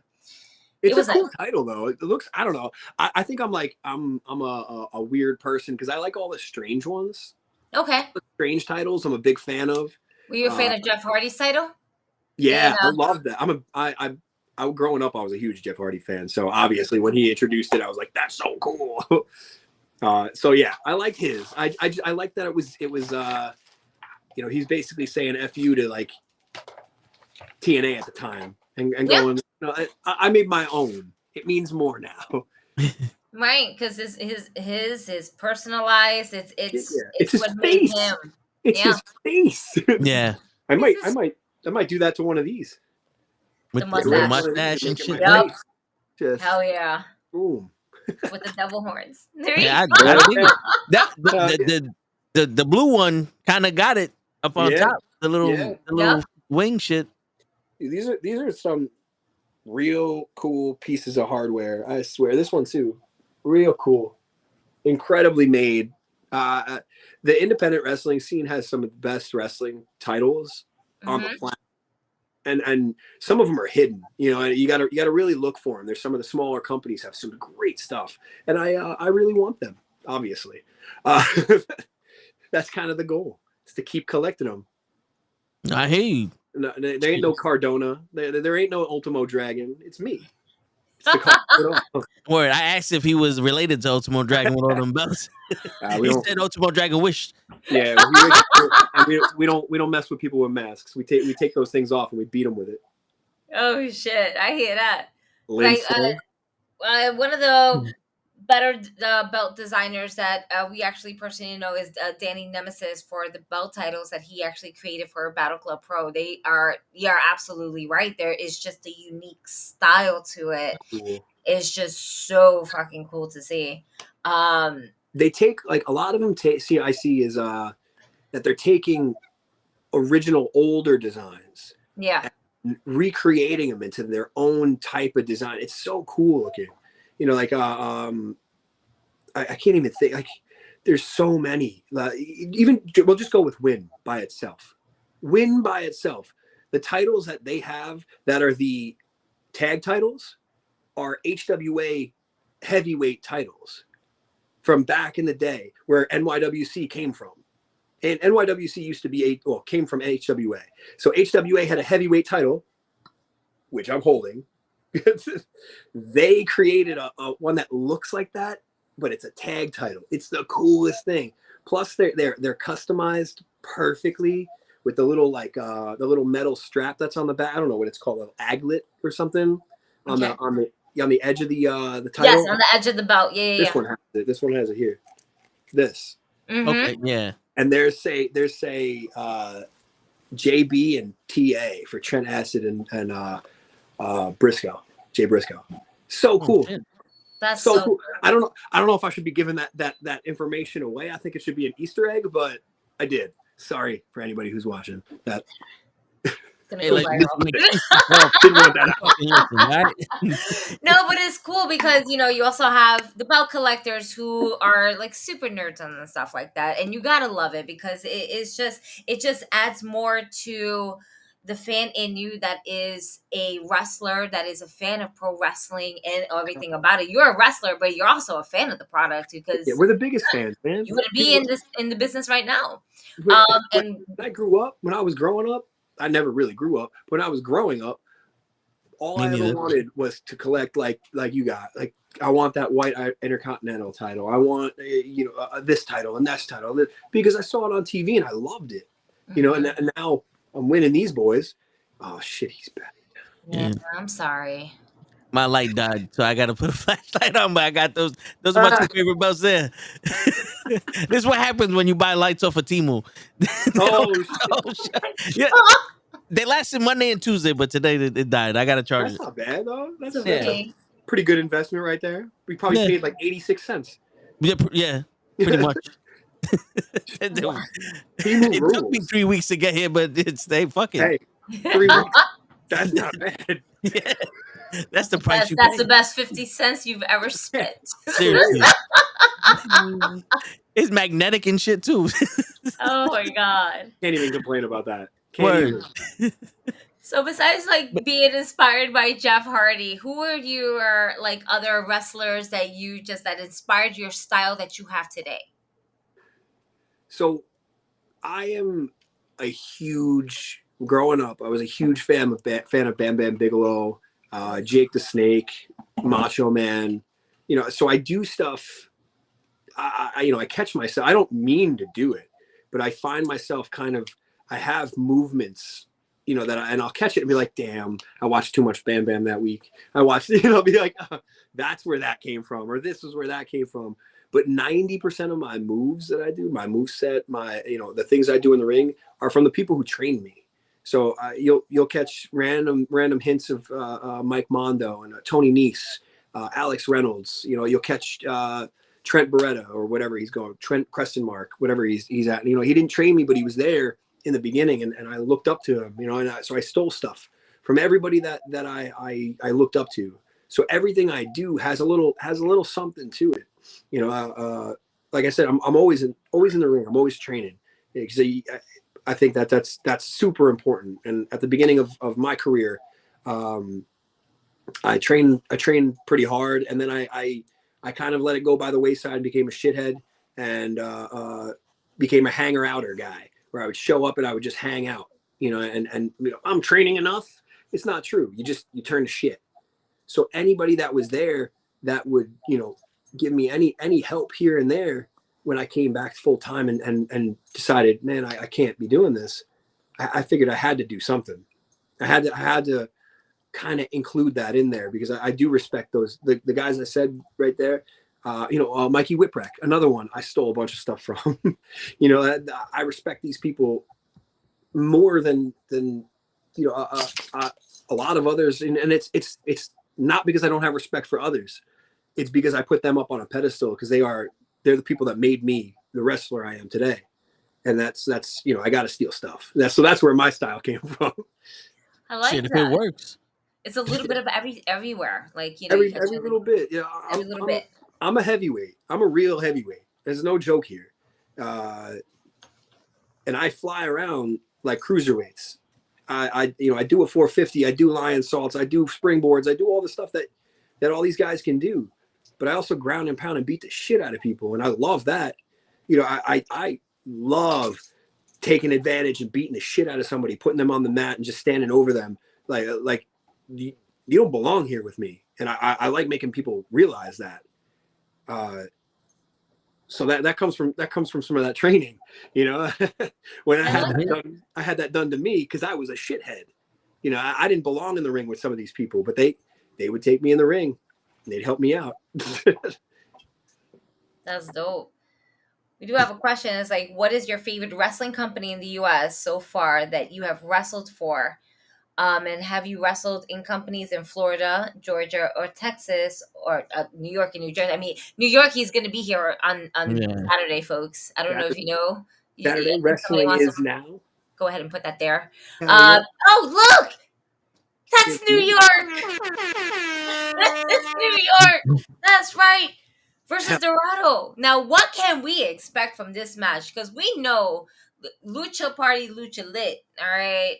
And don't get me wrong. Shit, you mean? Damn, why you have to? Damn, he's one of my own people. He's my Puerto Rican person. Oh. That's great. You just making him feel better about himself after he whooped his ass. You're gonna point at you like, "Get your guy." Here's the thing. I love assholes. And I love when people like to go ahead and beat the shit out of other people, because it's fun. I don't like when people hold back, because it's like, why the fuck are you holding back in a wrestling match for the heavyweights championship? Why? Why would you want to hold back?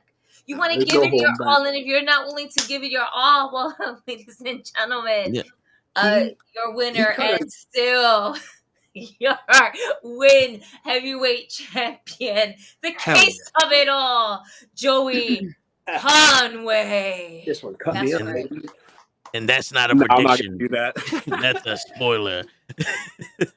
Not damage the lovely titles. I always make it like I'm gonna do it. I can't do it.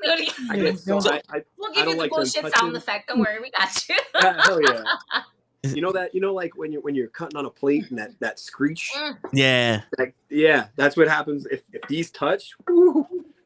I hate it. It's like styrofoam. Oh yeah. Oh my god. Yeah. Yeah. So Ray was bragging to White that he can do a 450. Off the top rope. He was bragging that whole time. I want to see it. Yeah, he said that he could do a 450. That's gonna be his finishing move when he decides to do his thing. But since you legitimately can do one, the first time you tried it, like what was going through your head? That had to be some scary shit. Like, yeah, it's not like like a diving board or that shit, because you're throwing your head. And now just imagine you're jumping from a top rope. I can see you. The minute I go past here, I can't see you until I come back around. So I can't see shit until I'm here, and I go, oh, that's good. So I had to learn how to aim that. I had to learn how to get fully around, because I would never commit to it. I would never commit. I would always put my feet down, and I would always put my feet down. I always put my feet down. And thankfully, there's a guy named Spider who's a NYWC original kind of guy. He's been around forever, and he's amazing at teaching this lucha style, or teaching a high flying style. So he pulled me aside. He's like, "That's not how you do it. You do it like this." And I got it. As soon as he showed me how to actually do it, I got it. And the only thing I was bad at was aiming it. So I never used it. I used to do Phoenix splashes. I used to do moonsaults and other stuff. The Phoenix splash was that was one of the scariest things I've ever done, because you can't see shit the whole entire time. But for some reason, the 450, I kept tapping my feet. Every time I'd go around, tap my feet, and then I would go down, which sucks for your knees. It's terrible for your knees and your ankles and your feet and your toes, everything. Just digging in. Sucks. So I didn't do it in matches. I would just do it in training on a crash pad, and I would see if it worked. And eventually, when I started getting it every time, and I'm aiming farther out, closer out, farther out, closer. Once I started, I was like, you know what? I'm going to throw this in a match. And I did. And I crushed the person. And I won. So that wins. Hey, there you go. We'll see if I do it this weekend. Maybe. I got to show them up a little bit, Yeah, I would love to see it. Yeah, that's great. No, I would love to see $1 million. That's great. That don't mean you're going to get it. I mean, no, sorry. Ray said that he's willing to give you the $1 million if you do the 450. When are these statements being made? I can see it in your eyes. Ray said he's willing to go ahead and be the one to take it. Ray don't have $1 million. No, he's wearing a Costco champion hoodie. Listen. Costco champion. I just paid for his sponsorship. Okay, he's making money. Like, no, but he ain't making that much money. Right? All right. Listen, budgets. Fuck That's off. for sure. All right. I got this was my Christmas. My Christmas was Comic-Con. Oh. I have an 8-year-old Christmas coming up, and that's not Comic-Con. It's expensive out here. Seriously. You ain't even fucking lying about that shit. I ate free food and I'm broke. I don't know what the fuck. That's a good one. Shit. That's a real good one. Ray, see, you can't be funny. You don't know how to do that. That's true. You know who thought it was funny? This guy. Wow. And I had him on the podcast. Yeah, he's hilarious. He's like a comedy show just on wheels, walking around. He's everything he does is hilarious. He said he'd beat me. Hilarious. He said he's gonna take this. Hilarious. 1,000 people have tried to take my mask and no one succeeded. Dude, come on now. Just because you've been in WWE doesn't mean shit. Fuck out of here. I was gonna ask you if that affected you in any way, that he was from. No, he said a lot of good stuff at me, man. And I that was a real good video that he released, talking shit, and I'm proud of him. I'm proud of him because he couldn't do that in WWE to get over, so he had to do it now. So now he gets to talk shit to me, and then he has to get in the ring with me. So and that's dangerous. Yeah, it really is. But you're coming from WWE thinking it's all like cushy and fun and oh, I couldn't make it there, so I can make it here. No, man, this is more of a Shark Tank than you think it is.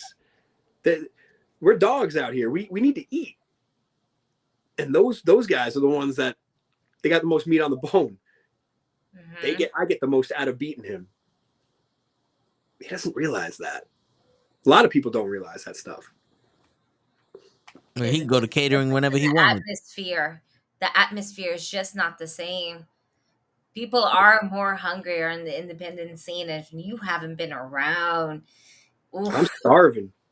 I am starved. I'm holding 40 pounds of gold with another fucking 30 pounds or 20 pounds behind me. Look at that. I'm still hungry. It's not enough. I'm starved. No, hell no.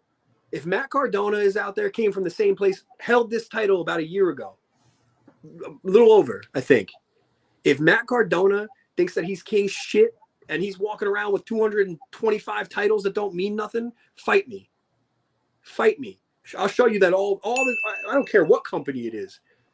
I'll show you what it means to be on the independents. He's been like guys like him, guys like Lindsay, they come from WWE and they tiptoe around and they go through the independents and they do this stuff, and I don't like that stuff.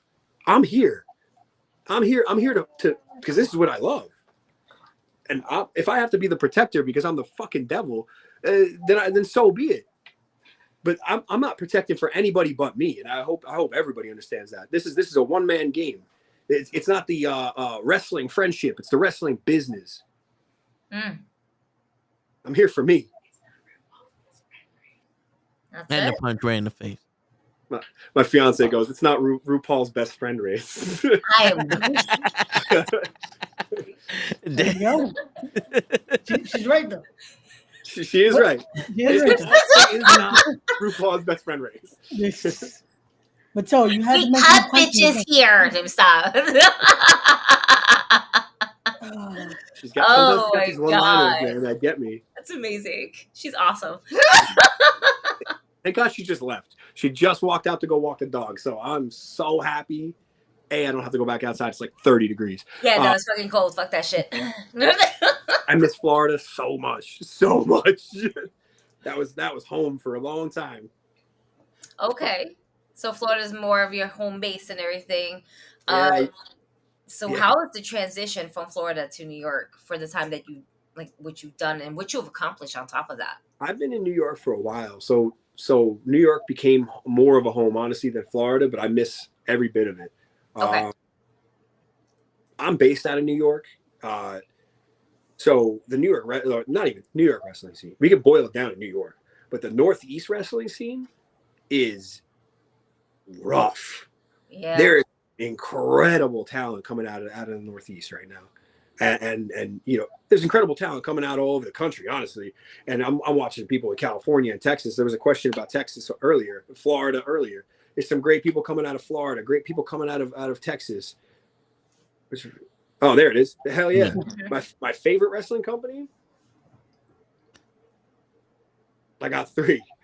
That's the best answer he can give right there. I got 3. There you go. I got 3. But there is so much talent right now, especially in the Northeast, and it's so hard to get ahead of anybody right now. So any little step you get, everybody wants to take that step with you. So as you take that step, you got to be thinking about that next step, because everybody's right on each other's heels. It's not like there's somebody running away with it. It's just there is just such a they use this term in like baseball, and I guess they use it in football and like other sports, but there is depth, huge depth to the talent that's coming out of the Northeast, and 3 of these companies are in the Northeast. So there's that should, I hope that says something. That's a lot. I'm still hungry. I still want to get out there, and I want to wrestle in more companies. I want to fight for their championships. I want this whole wall filled with championships. I want everything, and that's hard work, man. but I'm ready. But so is the whole Northeast. So yeah. I was gonna say, you spoke to multiple people today that are gunning for that title of yours, man. Or gunning for that Wrestling Is Now title.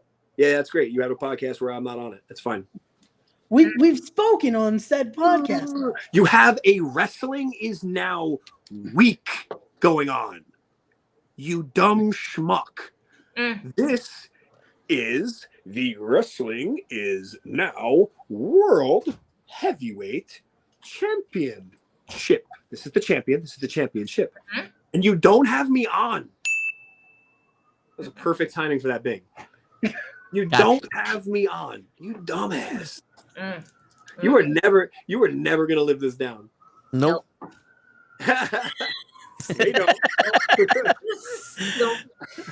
We love it And when that's Ray why gets. he's here wrestling with knuckleheads, because we're the knuckleheads. You're the intern. Yeah. We're the Yeah. knuckleheads. We're the A Yeah, show. no, you're still the intern, bro. There's a long process. We're the A Long show. process. Yeah, I agree. I think this is the A show. Mm-hmm. The only A on his show is the asshole. That's him.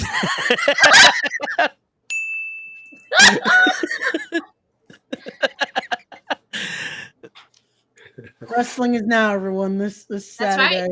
That's right.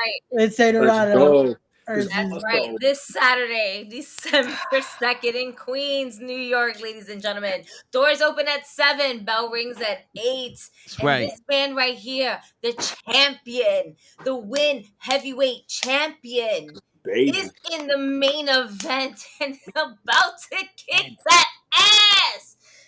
I've only not main evented one show at Wrestling Is Now. And that one show was the tag team tournament. That belonged on the main event. That match, those matches were insane. But I am the main event of Wrestling Is Now. Whether they like to admit it, I'm the face of Wrestling Is Now. That sucks for them because they get the devil himself walking down the block every single day with this face that represents this company, also this company, also that company. Mm-hmm. And who knows? Next time I talk to you, not Ray, either one, not Ray. There's another one right behind Could be you. one right here, and then right there, and then right there, and then right here, and then I'll just suffocate myself with them. It's fine. Or Ray. I'll probably suffocate Ray first. Word. I need to do a job on Saturday. Can I call the man? Yeah, you do the job every day. Oh, you're still gonna do the job. You're still gonna do the job. I sponsored you, so you're still gonna do the job. Yeah, you gotta do the job. You have to do the job. You ain't got no choice to do the job. And you gotta call him king shit. He can't have 50 pounds of fucking gold on him and you not call the man by his name. I like it. See, and I think if your sponsor agrees, if mommy agrees that you can say that. Yeah. Yeah. Just saying, bro. You have a job to do, and you know what the job is. Yeah. Let's not act like by the time Saturday comes is like, oh, I forgot. You know. You know what? There's consequences after this, because then we're gonna have to bring this tape back at hold on, 11:25 p.m. and then we're gonna have to run this back. Yep, 2 hours and 21 minutes and 31 seconds. Get on. That's it. Again, I have to call the matches. I have to be professional when calling these matches, because the ones that are again paying me as well are the maximums. I don't think they're gonna like me saying shit on air. So what you saying? I can't say shit on air. That's what I just said. Can I say shit? How are you gonna speak if you can't say shit on air? Can I get close to your mic and say shit? Would I be allowed? If you can't say shit, how you gonna call any of the matches? I don't think I would be penalized for it. And then it's going to only force you to say it. Word. You know. And I'm just gonna keep looking at you. Word. So you see this shit? See what you caused, Joey? This is why you're the cause of it all. Exactly. You caused this Listen, nah. Stop. Don't blame him. Time out. Flag on the play. All right. No. Isn't that his nickname? No. It all is. Right. This is why he caused it all. No. See, you started this whole vibe prior to this gentleman, prior to this champion, to get into this podcast, because then you started shit with Auntie, and then it's just we're fine though. We're good. Oh, you're just stirring the pot, huh? Yeah. Yeah. You started to start shit with me and Jorge Santi. And we are here. This is where we're at. We're here. This is where we're at. Sir. I wouldn't be surprised if you told Jared Diaz to steal my fucking birthday. Now that I think about it. Your goddamn birthday. Leave the birthday alone, bro. That's my birthday. Bro. If it was your birthday, I'd leave it alone, but motherfuckers stole my shit. He has a problem with Jared Diaz, but you know what? Joey Conway here said he can take care of your Jared Diaz problems if Jared Diaz decides to ever try to stop with him. Whose problems? His? My problem. No, yeah. Not his. No, they both have problems. They have problems with a lot. I got problems mentally, I but apologize in advance for now and also for later on in the future. There is a. I got maturity issues. Sir, do your job and please put so that way the audience would know that I am very sorry for my friend. You know, Yes, we have a disclaimer here for me. we definitely do, because I can only take care of so much and control so much before I'm pulled, and then they are left unsupervised. And I can only do so much until I tell them, do not take off your shirt. Apparently, I can't take my shirt off at these wrestling events. We don't want that. He has attempted multiple times. Listen. All I'm saying is T-Pain wanted to fuck around and talk about Cosmic, so I said I'm gonna fuck T-Pain. Thank you. No, fuck that. It's my turn to speak. I got the power, all right? I'm like, so T-Pain want to talk shit about Cosmic. Cosmic, my girl. I'm not gonna let him and his whole crew fuck around. I'm about to take my shirt off. Gigi smacks fire into my fucking shoulder. I couldn't move my shoulder for 3 weeks. It should have been 4. Should have been 4. I mean, shit. If they were talking shit about you too, Gigi, I'd have took my shirt off and handled business.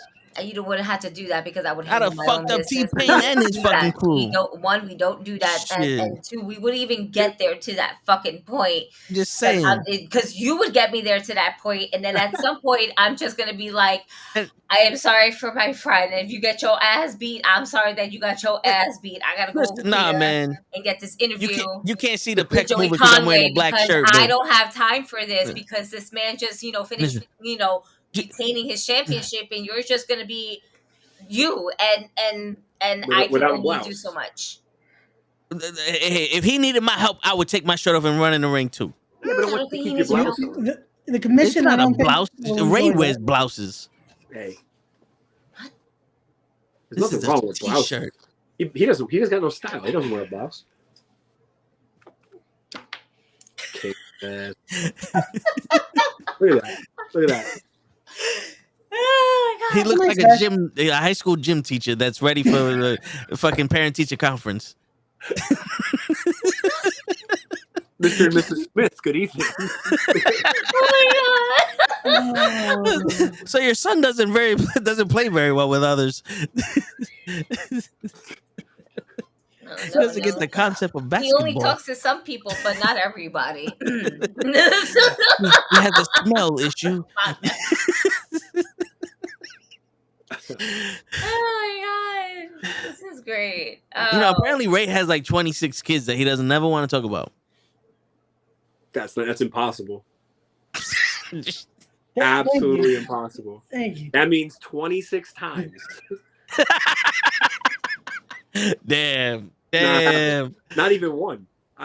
It's the 26 tuplets. Is that a thing? Oh, not even one. Damn. See what you started, Ray? I don't know what happened. I thought me and Joey were cool. Yeah, you lied about your 26 kids. I created this and you have rumor about kids though. You have a wrestling is now weak. Yeah, I did. And the face of the place is not even on there. Again, how do you deny that mustache? He's a busy man. You know what I'm saying? He's a busy man. Wait, come on. His stash. He's too busy to represent the company that he's carrying on his back.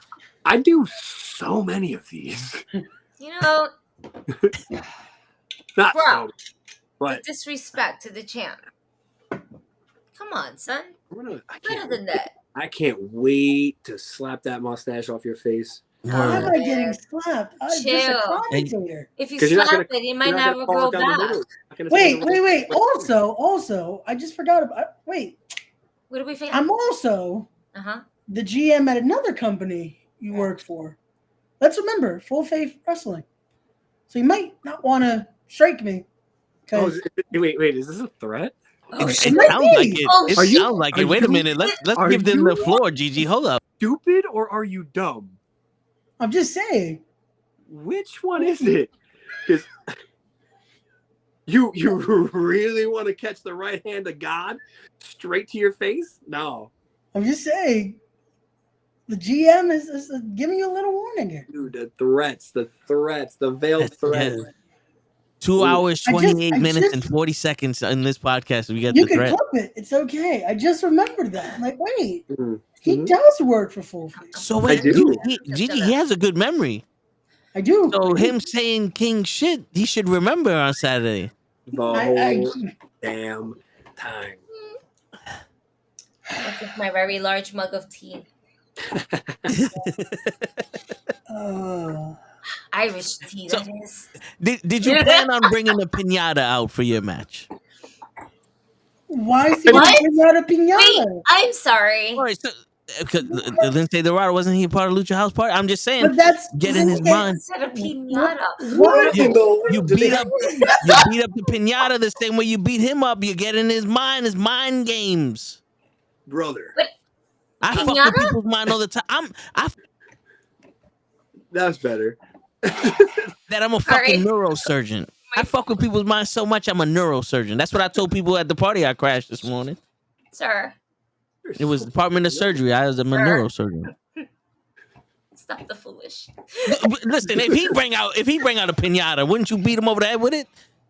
I'm just saying. But that's this piñata needs to be talked about. I asked the tough questions here. I don't threaten the man. That is a fact. What threatened him? Well, the piñata have like some candy in it. It right? Should, right? Some Kit Kats, Twizzlers. What? Some Hershey's Crunches. What? Hershey's Kisses. What? Some Nurse's shit M&Ms. Fucked it up. I'm done with that one. Yeah. I don't know if I said this shit before. There's Twizzlers. I was thinking of Twizzlers. I don't know if I said Twizzlers before. Chocolate mints. Listen. Alcohol ones. There's a whole bunch of them. I'm gonna keep it funky with y'all. I was at a company Christmas party. I don't know why they did it in November. Okay. And I was like, yo, I gotta leave.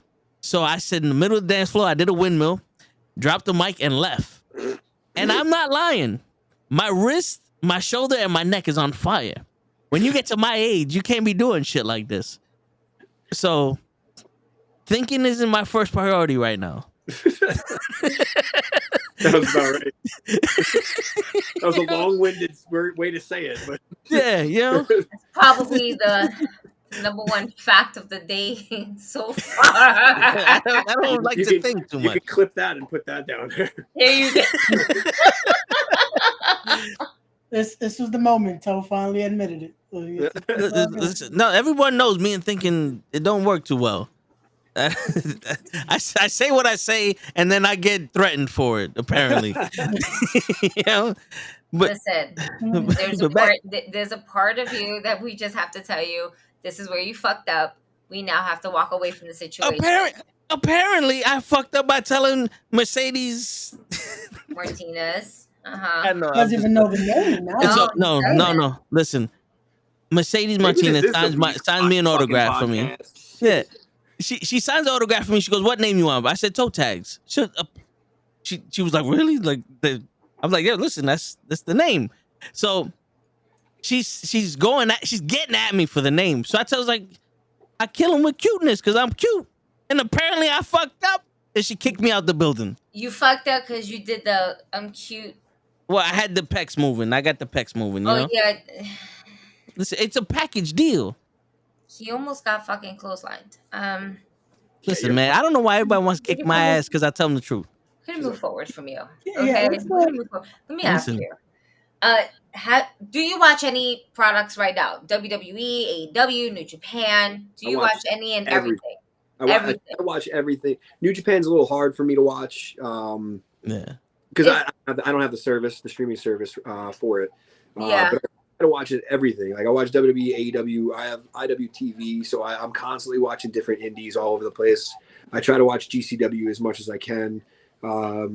New Japan. I like.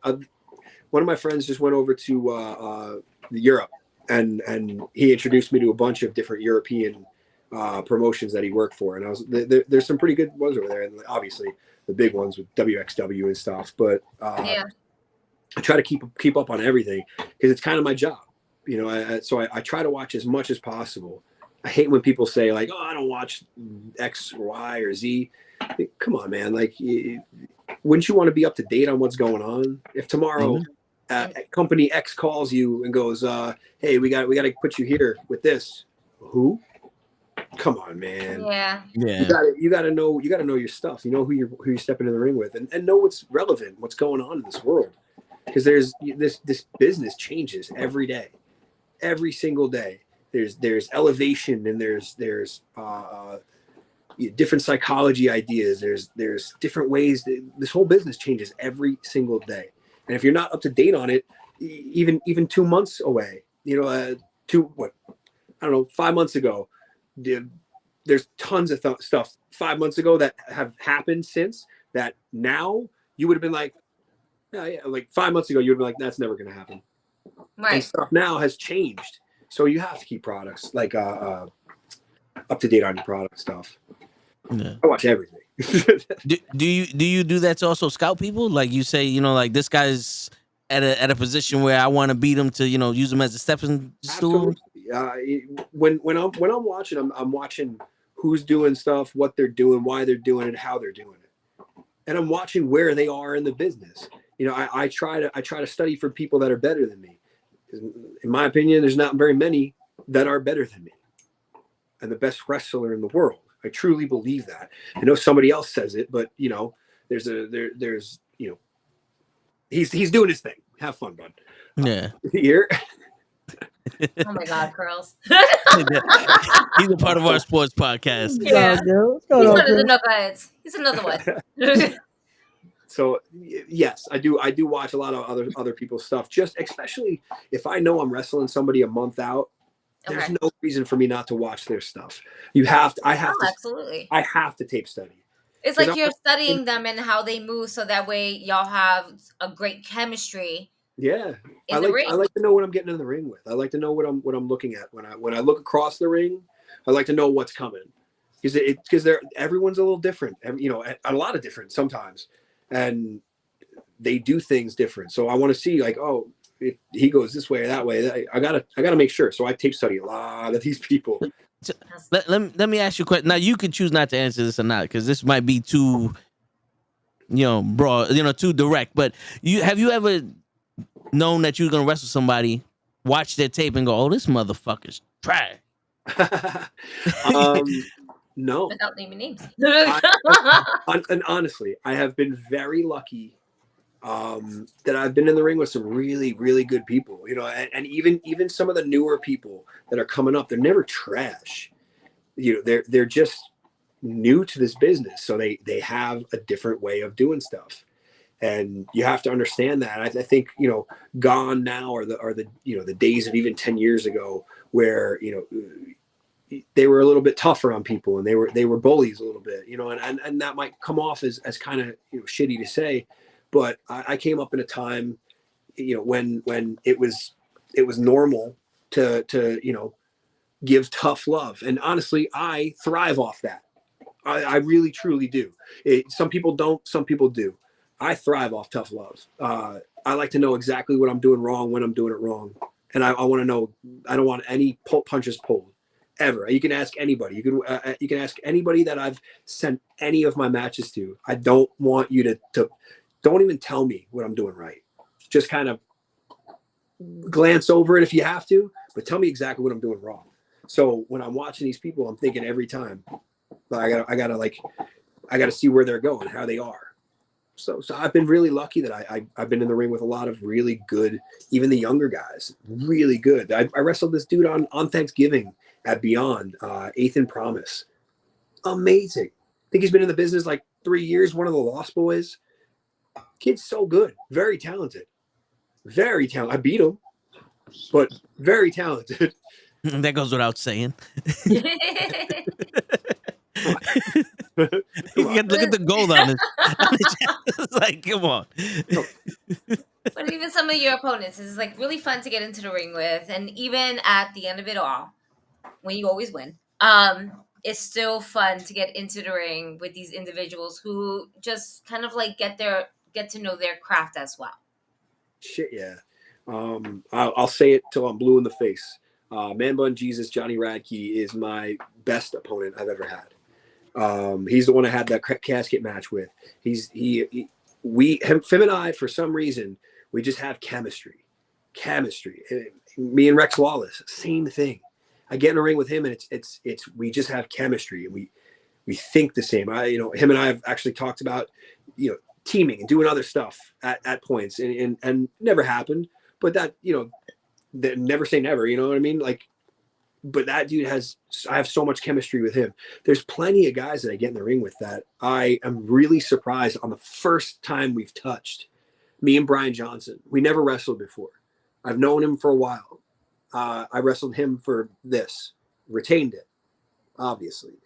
But the first time we locked up, right away locked up, and I went, "Oh yeah, this is fun. This is what we want. This is a match." And I had a blast to have wrestling him. I beat him, so of course I had a really good time. But it's again very, very lucky that I've had incredible people standing across the ring from me, and I've had pretty good chemistry with a lot of people. There's some that you got to work at. I've had a couple times when I've wrestled people, and we have a couple matches together before we really hit that stride. But there's always something there. You can always make something happen as long as you're watching their stuff and making sure that you're up to date on what they're doing. Again, watching the product. There's no reason why you shouldn't flow with somebody, and really, really mesh. My thought. No, I mean that makes complete sense. Absolutely. Hell yeah! Of course I'm right. The champ is always right, Ray. So now, that shit. Why directed at me? What did I say? It doesn't matter. You're right there, and I see you. Because since you're the GM at you literally just remember he's right. The man. I'm just trying to get away from getting punched in the face. So I'm like, oh wait, yeah, remember the other company. And now he's gonna get punched in the face. Yep. No, he threatened to punch me in the face. That's what I'm trying to get away from. Okay. Yeah, I did do that. I mean, I threatened to punch him in the face. Then he threatened my career. Yeah, right. This real same level.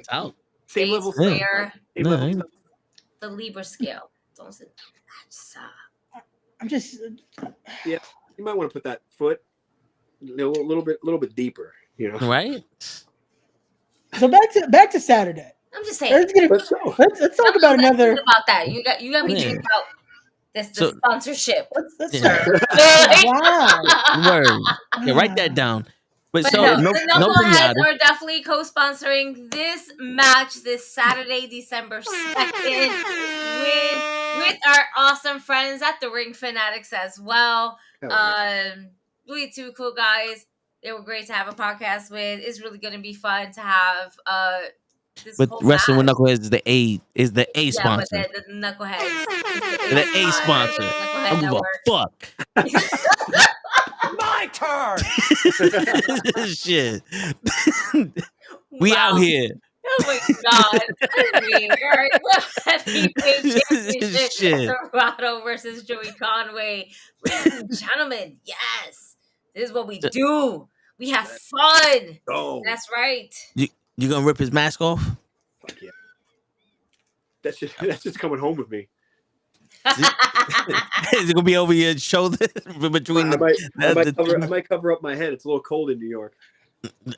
There you go. Yeah, shit. He got the fur on the side too. You get the ears covered. All that. It matches my jacket. Perfect. Yeah. Winter is getting very fucking cold. We need some extra. Yeah. Lindsay, taking it home, baby. Thank you. He's not a cool mask though. He makes his mask. I do appreciate his mask though. They're very top notch. They look great on him. Lucha Libre masks are absolutely insane. I fell in love with AAA when I was a kid. I would just randomly watch it at like 3 a.m. Trying to make not make my parents see that I was watching it, or like stand in the doorway. And I fell in love with Lucha Libre. So I love mask culture. I just don't like Lindsay. What's your favorite lucha mask? La Parka, probably. Oh, that is a dope. I love Parker. I love Parker. Let me get the fucking steel chair. Yeah, he was the chairman for a reason. Oh man, he's great. Oh yeah. Still wrestling too. No. It's crazy. Still, I'm like, how old is this fucking guy? This guy's just timeless. Seriously. Still, he got a little thicker though. Crazy. He got a little thick. He got a little thicker. Listen, LaParca's supposed to be thick. It's fine. Yeah, right. Yeah. It's getting colder in Mexico, you know. Hey, he's still working. Still working strong, so it's all good. It's all So being that good. you watch everything that is wrestling, Survivor Series, we just had it. There was a lot of felt like a pre Royal Rumble surprises, as we have the biggest surprise of them all, which is R-Truth and Randy He Orton. didn't surprise anybody though. He's been there the whole time. He said he never went anywhere. He did say that. That's He was true. I was He here the offered- whole time, dog. That's it. Just with a different chip bowl color, but nobody noticed that. We just gonna keep eating it. He's with little Jimmy. He's with little Jimmy. Randy Orton, who looks insanely fucking beast mode. Woo! Shoot. Shit. I was used to slender Randy. Now we got beastie Randy. And he ain't here to play. And then, of course, the one that really kind of like, we knew, we didn't know. We really didn't know. Shit. Boom. Especially when that extra logo came at the corner. We were like, oh, this show's ending. All right. Copyright 2023. Thank you for watching. Music Great hit. way to do it. CM Punk comes out. How do we feel? Dude, business is amazing. And I am, like I said earlier, it's not wrestling friendship, it's wrestling business. Mm-hmm. Not RuPaul's best friend race or something. Whatever. It's I'm only for now I'm gonna say it that way. But truthfully, what is best for business? Mm-hmm. Is he not? People are gonna watch to see whether whatever he does from now on. You know, and I don't have any personal feelings about him. I don't know him. I've never met him in my life. And honestly, it's fine. You know, I think I'm the best in the world, so that's fun. And he does, you know, he imagines he is, and it's fine. Everything's great, wonderful. But I don't see why that would be a bad. Again, like I said, I don't know his behind the scenes stuff. I don't even begin to know, because everything you read in the dirt sheets it's skewed. So I don't know how he is in real life. So maybe these people know, and you know they have certain opinions. Maybe they're conflating. Yes, their opinions. Oh, sounds good to me. So that the world thinks more, and now we can feud and we can do this and that. And they're business people. Mm-hmm. I think it's great, because I think it's great for business.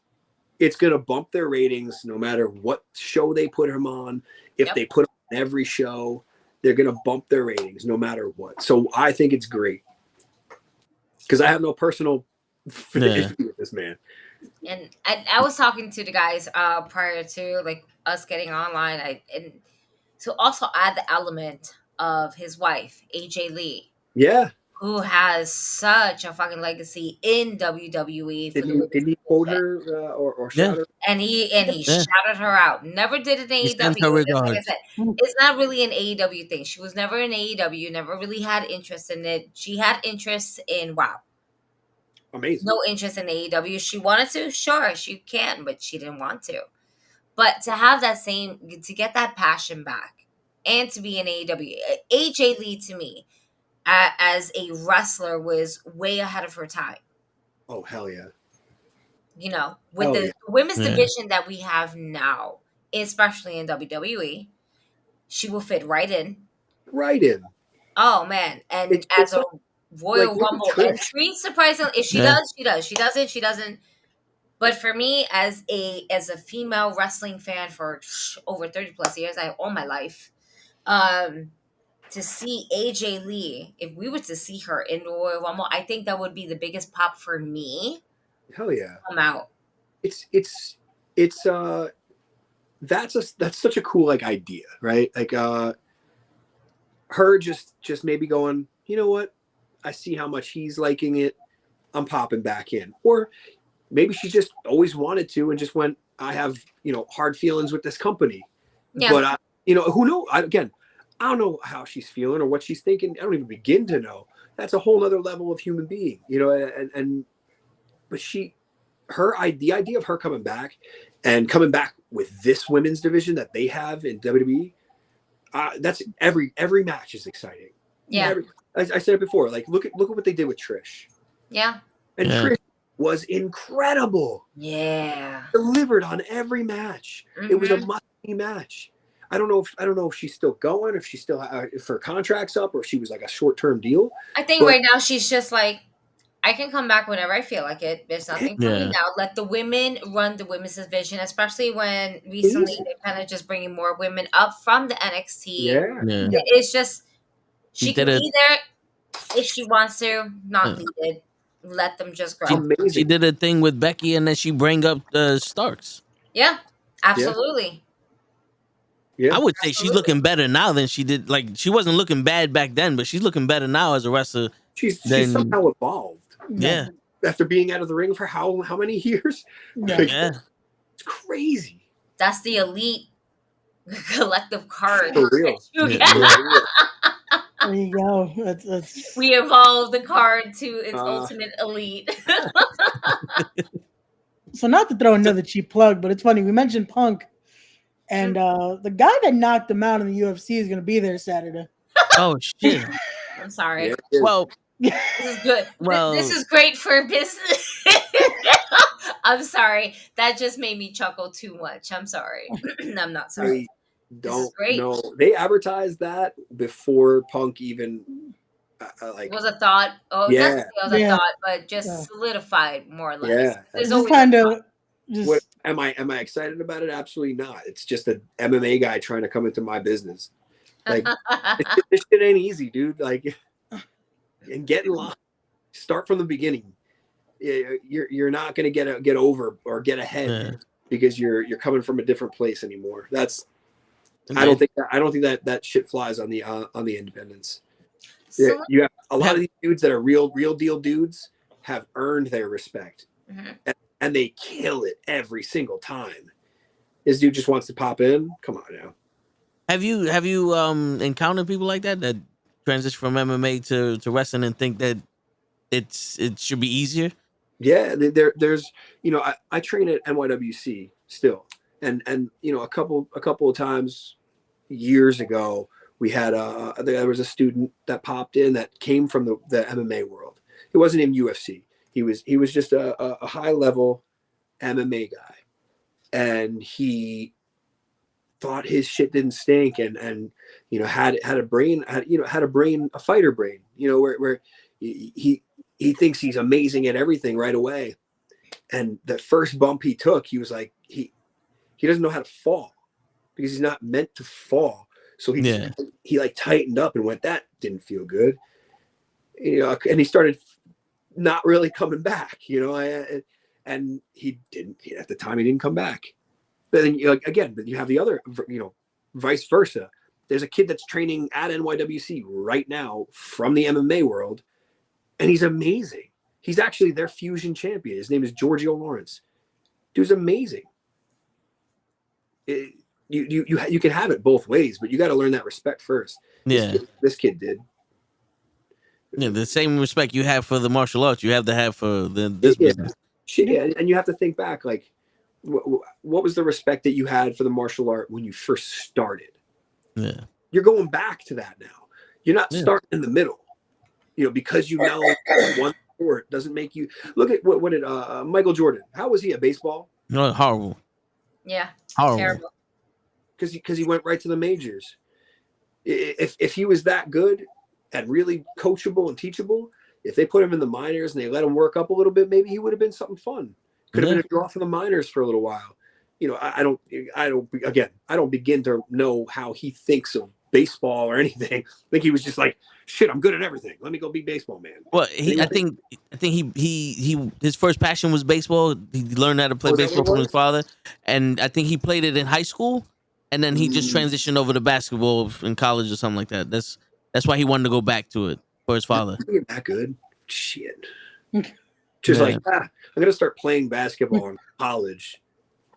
I mean, Deion Sanders, basketball player ever. Deion Sanders, and I keep fucking up his name. I don't want to call him Bo Dallas because it's like Bo Jackson. Bo Jackson. There you go. Yo, like I said, thinking with me is not the best for my brain. But like they transitioned over from sport to that sport like nothing, which is wild. Yeah, it happens, but again, they knew they had respect for that stuff. Yeah. I'm sure. Yeah, I don't think this dude has respect for that stuff, for this business yet. Obviously, I think he's trying to get a quick buck. Bo Jackson, hell yeah. Yeah, my bad, Krills. He's on the sports. I bought I didn't buy it. My mom, when I was in Little League, bought me a Bo Jackson baseball bat, like the lime green one that he used to have, just because I was obsessed with Bo Jackson. Gotta go to both. No, but so when you transition or when you start the business, right, and the training and all that, how long do you have to be humble until you get to a position that you're in where you're just like, or are you still? There's people that say I should be humble now. There's never a time when you get the opportunity to be like completely, irrelevant and mind turned off to the world of wrestling. And you're just like, no, I don't need to see shit. I don't need to learn shit. I don't need to do this or that or this or that. This is, like I said earlier, this is an ever evolving business. So I am humble from where I came from and where I am. I appreciate the companies I wrestle for. I try to press them as much as possible. I try to make them as big as possible. I love these companies, and sometimes the promoters suck, but that's fine. Sometimes the office sucks, but that's fine. I'm just a commentator. That's all I do. Exactly. Sit there, stay quiet, or say king shit. I don't care. He has to say it. It's a part of the contract. Your sponsors say it. You already know. But yes, there's never a moment where you could be like completely just oblivious to that shit. You have to be humble to a degree, at least. You also have to kind of have a chip on your shoulder at the same time. And I think that for a lot of people, a lot more than you'd think, is the harder thing to learn. I'm still figuring that one out myself. How do I hold that chip on my shoulder the size of Texas and at the same time be like, all right, I still got to study. That chip on your shoulder doesn't want you to study. That chip on your shoulder just wants you to be like, I'm good, rest on your laurels. Can't do that. That's the humble side. That's the side. That's love. Yeah. And I think there's a lot more people in this business now that love the business. Mike Jackson's not one of them at all. Not yet. I'll beat it into him if I have to. There you go. That's right. Wrestling is in the building. Why? Because the champ is in the building. That's right. Wrestling with knuckleheads. That's right. That's right. Oh, defending his wing championship title this Saturday. And you know what's gonna happen? He gonna walk out with the championship. And still, possibly. Let me ask you. Gigi, real quick, since we have wrestling now in the chat, the sponsor of this man would like to request that this man call Joey Conway king shit during his commentary, because that is what is required of this man during his job. I just want to put that on notice, on file, put that on the record. And, just this man right here, the gym teacher that's ready for parent-teacher conference, needs to refer to Joey as king shit. Where's your mustache and beard? No, please. Yeah. Lindsay said the same shit. I don't pencil have it in. We need to. Listen, we'll get Krills on it. We'll help you out. We'll make sure you look good and sharp. But if wins champion Mr. Joey Conway decides to slap the mustache off your face, then we're just gonna have to prolong this and for another 4 weeks for everything to go back in. Just be happy that SMAP doesn't have to be too hard. But it will. You don't have Have much you of a not mustache. seen his matches? No. I'm just saying to take the mustache off of your face, it doesn't have to be that hard because you got a little peach fuzz there. You know, like if you had the full thing, he would have the 80. You know, it could be a tap, but it's gonna be a rock. You ain't never gonna be able to grow that shit back. No, I'm gonna again, just rocket ship that shit straight through. I'm just there to call the action. I'm not an active competitor. Your opponent is going to be that man, Lindsay Dorado. That's right. That is your focus, not me. Yeah, I know. Listen. And I'm ready. I was. Who says that the man cannot be focused on two things? Because you're not. Listen, love you, Ray. Not helping. I know it's not helping, but I'd love to play the heel, and sir, because it's you, and because you decided to do that, and you put my logo, you put the Nukkle Network earlier logo, tonight, Mr. Conway over here said that he is a true heavyweight, and he's wrestling a lightweight, so that's light work, so he can do both. Mm-hmm.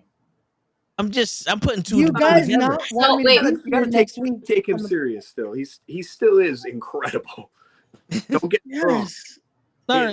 He just made a mistake by stepping up to me, thinking I was easy target. Absolutely not. That's disrespectful to me. Word. So when you're done with him, who do you see that is worthy of a championship title? No one's worthy of the title. Thank you. It's me. Okay. See, that was such an easy question. You see that? Yeah. There you go. Yeah, he almost stumped me on it. Who would you like to see as a come up? Honestly, there's a lot of people that I gotta come a lot up to get to me. But guys I would like to get in the ring with and see what they really have. Brando Lee, kid's incredible. Jordan Oliver, incredible. Alec Price would be fun. I want to mix it up with Jacob Fatu again. I want to see what that's like now that I'm a different person, completely different. I want to mix it up with his whole family. Let's just figure that one out. Get the whole family down. I like one that. by one. Me and the slime balls, take them all on. It's fine. Hey, they might be walking out as your new Wrestling Is Now tag team champions after this weekend. So there's no question in my mind. They are. I can't wait. I gotta be again neutral. Gotta say possibly. You don't have to say that. That's fine. I get it. I get it. You're an idiot. It's fine. When are you gonna learn? They never do. My goodness. I'm sorry. You have a disclaimer. You can't talk. No. That was like spacebar. Immediate disclaimer. You know what I mean? I'm very sorry for my friend, y'all. Absolutely. But I tell people about my disclaimer. It's like Gigi gave you the and said that I usually send a paragraph of warning. This is gonna happen. I try to simplify my paragraphs. Thank you. Yeah. This is what it is. We talk shit. This is exactly what it is. His response: I love to talk shit. You're fitting great. Yeah, let's go.